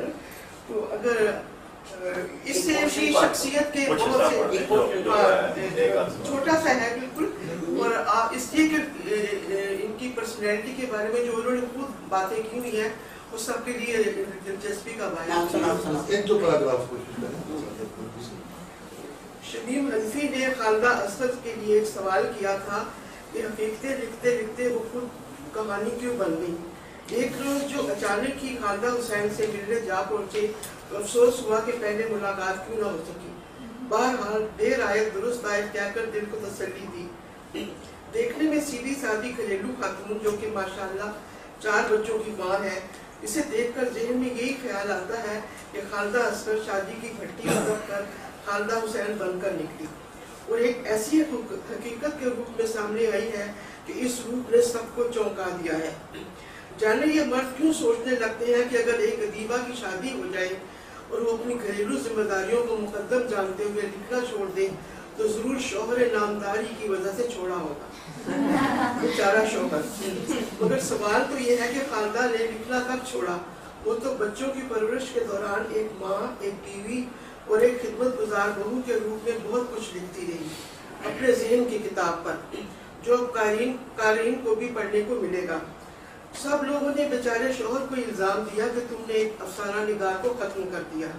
شوہر نے شادی کی مبارکباد وصول کرنے کے بعد یہ جواب دیا کہ مجھے بھی تو دیکھو، میں ایک انٹلیکچوئل بیوی کے ساتھ کیسے گزارا کروں گا۔ یہ بات شوہر نے بیوی کو بہت مدت بعد بتائی تو وہ بہت حیران ہوئی، مگر ایک بات واضح ہے کہ دونوں نے ایک دوسرے کے ساتھ خوب وقت گزارا۔ خالدہ حسین خوش ہے کہ ایک ماں، بیوی اور بہو کی حیثیت میں اس نے اپنی زندگی کے جو قیمتی سال گزارے وہ زندگی کا سرمایہ ہے، اور یہ احساس لے آئے ہیں کہ شادی کے تجربے کے بغیر عورت نامکمل ہے۔ اس بچی سے گزرے تو کندن بن کر نکلتی ہے، مگر ہمارا خیال ہے کہ بہت کم بیویاں کندن بن کر نکلتی ہیں اور پھر سے افسانہ نگاری شروع کر دیتی ہیں۔ دراصل خالدہ حسین کا معاملہ کچھ مختلف ہے۔ وہ جب خالدہ اصغر سے خالدہ حسین بنی تو میکے سے ہی احساس جرم ساتھ لے کر آئی کہ جو کام اسے اپنے گھر میں کرنے چاہیے تھے وہ اس نے نہیں کیے۔ گھر میں وہ سب سے چھوٹی تھی اور ماں کے دل میں یہ ارمان کہ بیٹی خوب پڑھے لکھے۔ گھر کے کام کاج کے بارے میں یہ خیال کہ لڑکی پڑھ لکھ لے تو گھرستی خود ہی آ جاتی ہے۔ اس لیے جب ماں سارے کام اپنے ہاتھ سے کرتی تو پڑھی لکھی بیٹی ذہن میں یہ احساس چھپائے پھرتی رہتی کہ سارے کام دراصل سے خود کرنے چاہیے تھے، مگر ماں نے کرنے ہی نہیں دیے۔ یہ وہ احساس تھا جس نے اپنے گرد خود ہی پابندیوں کے تار بنے، دل کو خود ہی یقین دلایا کہ عورت آخر عورت ہے، جانے کس کو کب کوئی بات بری لگ جائے۔ بس یہ اپنے دل کے وسوسے تھے۔ اصل میں بات یہ تھی کہ خالدہ حسین شادی کو عورت کے لیے بہت بڑی قربانی اور ذمہ داری سمجھتی ہے۔ اس مٹی میں عورت نے خود کو جلانا ہوتا ہے، مگر یہ وہ تجربہ ہے جس سے نہ گزرے تو شخصیت ادھوری رہ جاتی ہے۔ خالدہ کہتی ہے کہ میرا خیال ہے کہ 12 سالہ تجربات پر محیط اس زندگی کے مشاہدات کے خزانے لے کر بہتر تخلیق کروں گی، مگر بعض لوگوں کا خیال ہے کہ آپ نے جہاں سے لکھنا چھوڑا تھا دوبارہ وہیں سے شروع کیا، اس سے آگے نہیں بڑھی۔ میرے سوال پر خالدہ بولی کہ دوبارہ تو وہیں سے شروع کرنا تھا، مگر اب کچھ افسانے ایسے لکھے ہیں جو آگے بڑھے ہیں۔ میں نے کہا مگر آپ کو اس طرح دوڑ نہیں لگانی چاہیے تھی، ذرا میدان میں ٹکتی۔ بولی دراصل میری تعمیر میں ایک خرابی کی صورت مضمر ہے۔ عورت کی تعمیر کیے جاؤ تو اسے احساس ہی نہیں ہوتا کہ وہ عورت ہے۔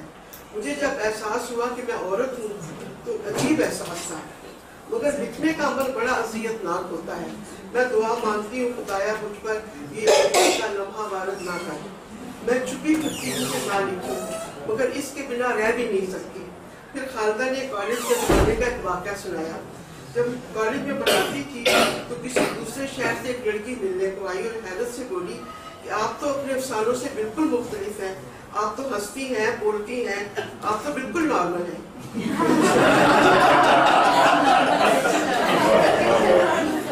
سمجھیے کہ خالدہ حسین کھیلی پر مکمل یقین رکھتی ہیں کہ لکھنا ایک بیماری ہے، اور خالدہ حسین کے لیے سب سے اذیت ناک، مگر اس اذیت سے چھٹکارا پانے کے لیے لکھے بغیر چارہ نہیں ہے۔ बरसात के इस सांप की तरह जो एक बार काट जाए, तो इसी मौसम में फिर दोबारा जब तक न डसे कर्ब और बेचैनी बढ़ती ही जाती है। और वापसी अदब के लिए नेक फॉल है।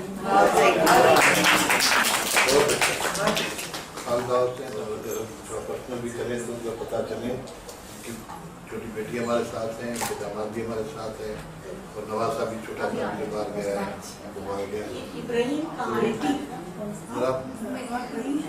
एकेडमिक भी गुफ्तगू, कहानियों की भी गुफ्तगू होती रहे, ज़ाती तौर पे भी पूछी। यहाँ मौजूद हैं। जी आप करेंगे, पहले आप बताएं। 6 बजे लाइट जाएगी। कोई राइट हमें इस करके पेशावर से आएगी। कोई भी राइट किसी भी मौजू पर लिखे, और अगर वो औरत है, चूँकि बहुत से लोग ये तखसीस रखते हैं औरत और मर्द की, मैं तो नहीं रखता। मेरे लिए तो राइटर है, राइटर है, और वो मेरे लिए उसके राइटर का जो रुतबा है वही मुकद्दम है। तो हाँ, वो नस्वानियत के कुछ हवाले हों, औरत के मसाइल हो, कश्मीर हो, कोई भी हो, लेकिन बुनियादी चीज़ फ़न है। और अलीदा हुसैन ने जो अफसाना यहाँ पेश किया, तो इससे मैं अंदाज़ा हुआ कि उनके पैर कितनी मजबूती से जमे हुए हैं फ़न की धरती पर, फ़न की ज़मीन पर। इस तरह उसने अपना नाता जोड़ा हुआ है कि कहीं भी थकन का एहसास हमें नहीं हुआ, कहीं भी राइटर थका हुआ हमें नहीं लगा कि किसी मुकाम पर जाके वो ज़ेर ज़मीन थका हो या वापस आते हुए उसके लहजे की कहीं थकन हमें नजर आई हो। बल्कि जिस तरह यहाँ एक बात की किसी ने, उन्होंने अपनी हैरतों को मरने नहीं दिया, और ये किसी भी कलमकार के लिए बहुत बुनियादी चीज़ है। कि मैं बानो कुदसिया साहिबा का एक इंटरव्यू सुन रहा था, तो उन्होंने कहा कि उम्र के एक खास हिस्से में जिन मौजूआत के साथ हमारा लगाव होता है, एक उम्र बीत जाने के बाद शायद राइटर उस शिद्दत के साथ वो चीज़ें सामने नहीं ला सकता, लिहाजा उसके लिए एक उम्र चाहिए। और मैंने फिर उसके बाद देखा भी कि बहुत से ऐसे लोग थे जो छोड़ दो, खालदा पे बात करो, जो आखिरी बहुत से ऐसे लोग थे जो आखिरी लम्हों में वो थक गए, उनका कलम थक गया, और उनमें वो जो जोर था, जो शिद्दत थी, वो नहीं रही। लेकिन जो अफसाना हमने सुना वो एक मुकम्मल अफसाना था, जिसने हमें चौंका भी दिया और जिसने हमें सरशार भी किया, हमने उससे हंस भी उठाया और उसने हमें मुसरत भी दी। बहुत बहुत शुक्रिया।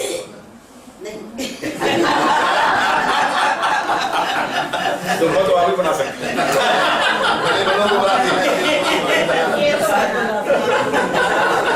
आप तो बना ये तुम्हारे फिक्र तो नहीं हो सकते कि औरत ही होती है और औरत की जिम्मेदारियां होती हैं और एहसास जुर्म होता है।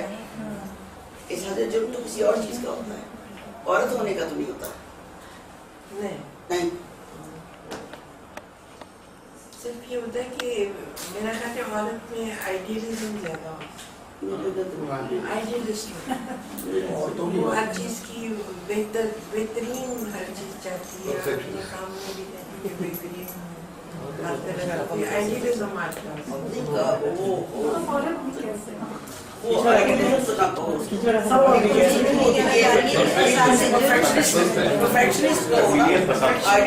परफेक्शनिस्ट का होना हर रोल में बदल भी हो जाता है।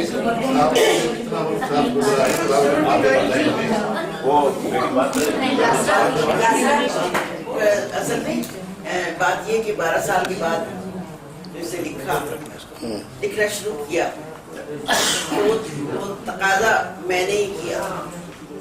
और एक बार नहीं, मैं मायनों में आई थी तो मैंने कहा कि अब खाता छोड़ दो सब बातें, कलम पकड़ लो। फोन पे भी लिख के भी सब तरह करके भी, इसकी बड़ी मेहरबानी है। अभी बहुत तरह से कहने पे बहुत ज्यादा दिल मेरे हस्बैंड डायलिसिस पे ही आई तो कलम पकड़ा, कलम दे मुझे डांटा, कलम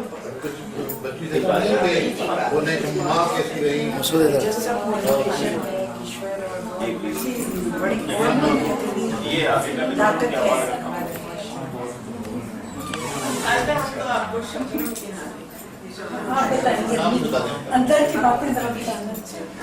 मेरा नाम यासरा हुसैन है। और मैं सबसे छोटी हूँ घर में। और हमारी तो अम्मी जो है बहुत ज़्यादा नरम और शफीक और बहुत ज़्यादा कह के खास तौर पर मेरे लिए तो मैं तो रहती अम्मी के साथ थी, अम्मी के साथ हूँ। और जो हमें पढ़ने की आदत सब भाई बहनों में जो पढ़ी है लिटरेचर की तरफ, वो खास तौर पर मेरे अंदर में कहूँगी वो एक तरह की इनहेरिटेंस है और कहने की सारी ज़िंदगी की गाइडेंस। आखिर एक एरा है हमारे लिए और एक इंस्टीट्यूशन के लिए का एक दर्जा रखती है अम्मी। और जिस तरह की हमें गाइडेंस हमें अम्मी की तरफ से मिली, शायद हम कहीं और पैदा होते तो हमें वो गाइडेंस कभी ना मिलती। और जिस तरह हमारी ग्रूमिंग, जिस तरह हमारी इमेजिनेशन को सपोर्ट और जो ग्रो अप हुई है हमारी इमेजिनेशन कभी भी कहीं और ना हो जाती। और जिस तरह अम्मी हमारा ख्याल करती रही, इतना मसरूफ जिंदगी के बावजूद जॉब होते हुए भी अम्मी ने कभी भी अपने बच्चों को इग्नोर नहीं किया, बिल्कुल भी ना घर को इग्नोर किया, ना शौहर को किया, ना अपने बच्चे को। अपने बच्चों को बहुत प्यार किया, वो टाइम और एजुकेशन और तरबियत से उनका 100% हिस्सा है। जहाँ अब्बू ने की वहाँ अम्मी का भी बहुत ज़्यादा बड़ा हाथ है। अम्मी का पता है ये ज़रूर है कि अम्मी नरम बहुत है, तो अब जहाँ अम्मी ज़्यादा नरमी थी वहाँ अब्बू की सख्ती ने भी हमारी तरबियत में शख्सियत में बहुत बड़ा हाथ है उनका, डेफिनेटली अब्बू का। अगर अब्बू हमारे साथ सख्त ना होते तो शायद अम्मी के नरम रवैये से हम लोग जरूर बिगड़ जाते। और आज इतने स्ट्रॉन्ग है तो अम्मी अब्बू दोनों की तरबियत का आप कह रहे हैं कि मिक्सचर है हम लोग, कि हम लोग हमारे अंदर वो स्ट्रेंथ जो थी है हमारे अंदर से हम लोग स्ट्रॉन्ग है, वो हमारे अब्बू की तरफ से है। और बाकी जो जितना भी इंटेलेक्चुअल वो चीज़ें हैं सब अम्मी की तरफ से आई हैं। और स्पेशली हमारा ये है, हमारे भाई बहनों में स्पेशली भाई मेरे डॉक्टर थे, बाजी मेरे सिविल इंजीनियर है, लेकिन इन दोनों ने भी भरपूर लिटरेचर पढ़ा, बच्चों का भी बड़ों का भी। और मेरी बाजी सिविल इंजीनियर होने के बावजूद इंग्लिश पोइट्री भी करती हैं, लिखती भी हैं इंग्लिश में। लेकिन ये सब कुछ ये कि हमारे जेनेटिक्स में जीन्स में आया। और हम लोग आप कह लें कि मैं तो बहुत अल्लाह का शुक्र अदा करती हूँ कि मुझे आदम हुसैन जैसी अम्मी मिली है, क्योंकि जिस तरह की लिटरेचर और जो कॉन्फिडेंस अम्मी की तरफ से हमें मिला है तो शायद किसी बच्चे को मिला हो। तो आई थिंक कि मैं लकी मुझे इनका अपना अंग्रेजी कहानियों का मजमुआ ऑक्सफोर्ड यूनिवर्सिटी प्रेस से छप रहा है यासरा, के अंदर एक आनी चाहिए क्योंकि जाहिर असरात है, हमें खुशबू आती है जाहिर। और एक और बड़ी इंटरेस्टिंग बात कि इतनी रिच लाइब्रेरी हमें अपने घर से मिली है, हमें कहीं और से नहीं मिली, किताबें नहीं मिला करती। और जो जब होती है तो कोई गाइड करने वाला नहीं होता। अब अम्मी को मुझसे ये शिकायत है, 20 सारी किताबें उठा के ले ली है, तो वो अब ये कि एक तरह की किताबों को रिस्टोर करने का यही एक तरीका था कि किताबों को गाइड कर दूँ।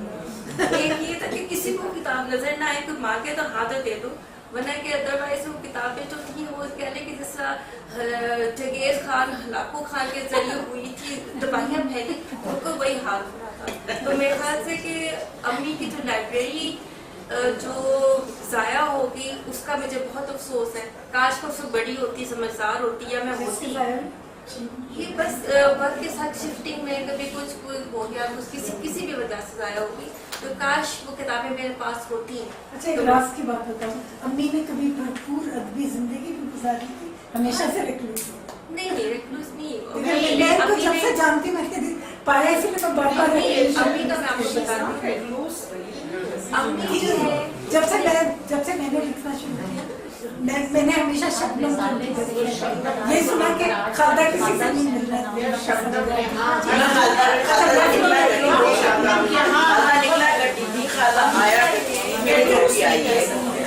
तो मैं जानना चाहती हूँ। अम्मी का ये कि वो हाँ हर किसी से नहीं मिलती, लेकिन मिलती जरूर है। वरना हम लोग जो है बड़े बड़े लोगों से ना अपने सिर्फ शब्द माटी थी, ये बबीन छाके थी, इनका आना जाना उनका बहुत बड़े लोगों से हम लोग राइट कहते हैं आती जाती हमारी जो महफिलें थी ना उनमें आप कुछ कहें, इतना सुन रहे हैं कहना चाहते थे आप कहना चाह रहे थे अब नहीं हम सलीम साहब उधर बैठे, कोई कमेंट, कोई ऑब्जर्वेशन, बहुत अच्छी गुफ्तगू हुई है। मैं तो सुनने इनको ही आया था और हमेशा खुशी हुई है जब भी इनको मौका मिला है सुनने का या पढ़ने का। और बहुत पुरानी शख्सियत याद आ रही है आज मुझे, जिनके साथ परवीन शाकिर, जब उनके साथ इनसे मुलाकात हुई और उनका इंटरव्यू जो मैंने किया तो वो न्यूज़ लाइन में छपा था और उसका टाइटल यही था, I am not a feminist. तो ये फिर इनका जब मैंने ख्वाहिश की कि मुझे आपका इंटरव्यू करना है तो इन्होंने फ़ौरन एग्री कर लिया और उन्होंने कहा कि आपने ये जो सुर्खी लगाई है ये मेरे दिल की आवाज़ है। और ये अभी थोड़ी देर पहले यहाँ बात भी हो रही थी, लेकिन मैं लंबी गुफ्तगू नहीं करना चाहता। मैं समझता हूँ कि हम खुशकिस्मत हैं कि हम इनके ऐद में जी रहे हैं, पहली बात। और दूसरी बात ये है कि ये हमारे ऐद की लिविंग लीजेंड है। और इसके अलावा मैं क्या कहूँ,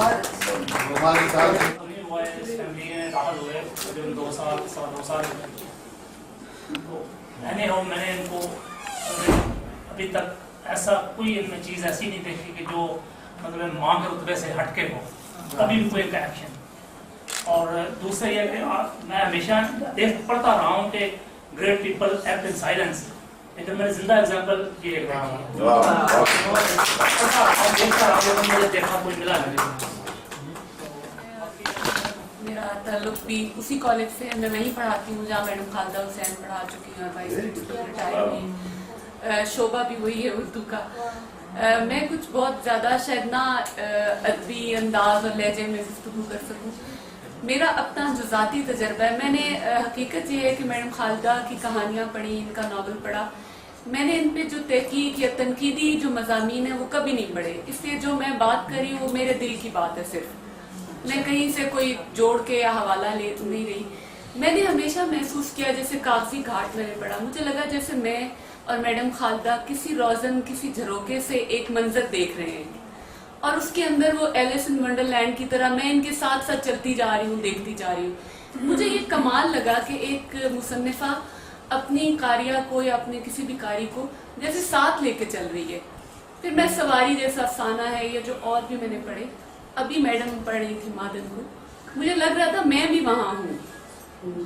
वो जमील की लाठी को मैं देख रही थी और मुझे लगता था जैसे मैं उस टेबल पर मौजूद हूँ जहाँ वो दोनों बात कर रहे हैं। और मैडम का जो धीमा और पीछे हट के रह के बात करने का अंदाज और वो जो समो देती हैं, जैसे उसमें नीचे जब उतरी हैं ज़ेरे ज़मीन तो रूठी रुतना मानी उमरिया बीत गई। ये ऐसा धीमा अंदाज है एक अफसाना निगार का जो मैं कहीं और नहीं देखती। ना कहते हुए बहुत कुछ कह गई हैं ज़ेरे ज़मीन जाके, जब ये दरियाफ्त के अमल में गुजर रही हैं वो सोना और वो, तो मुझे ये बातें मैडम खालदा की बहुत अच्छी लगती है और मेरी दोस्ती भी है इनसे, तो मैंने इन्हें शख्सियत भी इनकी ऐसी पाई, कहीं लगता नहीं है कि इतनी बड़ी अफसाना निगार है। तो ये एक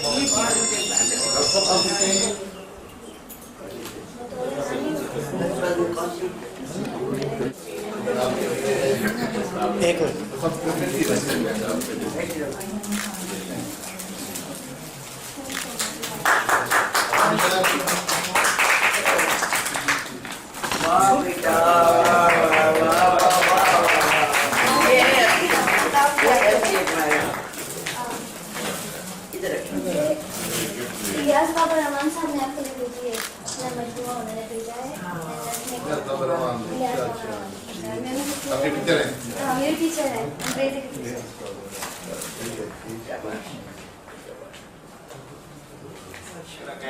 आपकी वजह से इतनी पढ़े लिखे लोग आप हमें सिर्फ आप आई, लेकिन आपकी वजह से बहुत से लोग आए और उन्होंने खुल के अपने मुताबिक इजहार किया।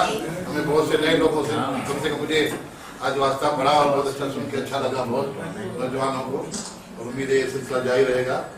अभी 6 बजे इससे पहले की लाइट चली जाए और मेरी ख्वाहिश है कि आप हमारे साथ चाय पे हमारे साथ चले, या किसी को कुछ कहना हो तो बोले।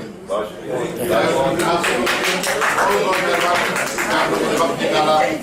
हमें हमारे साथ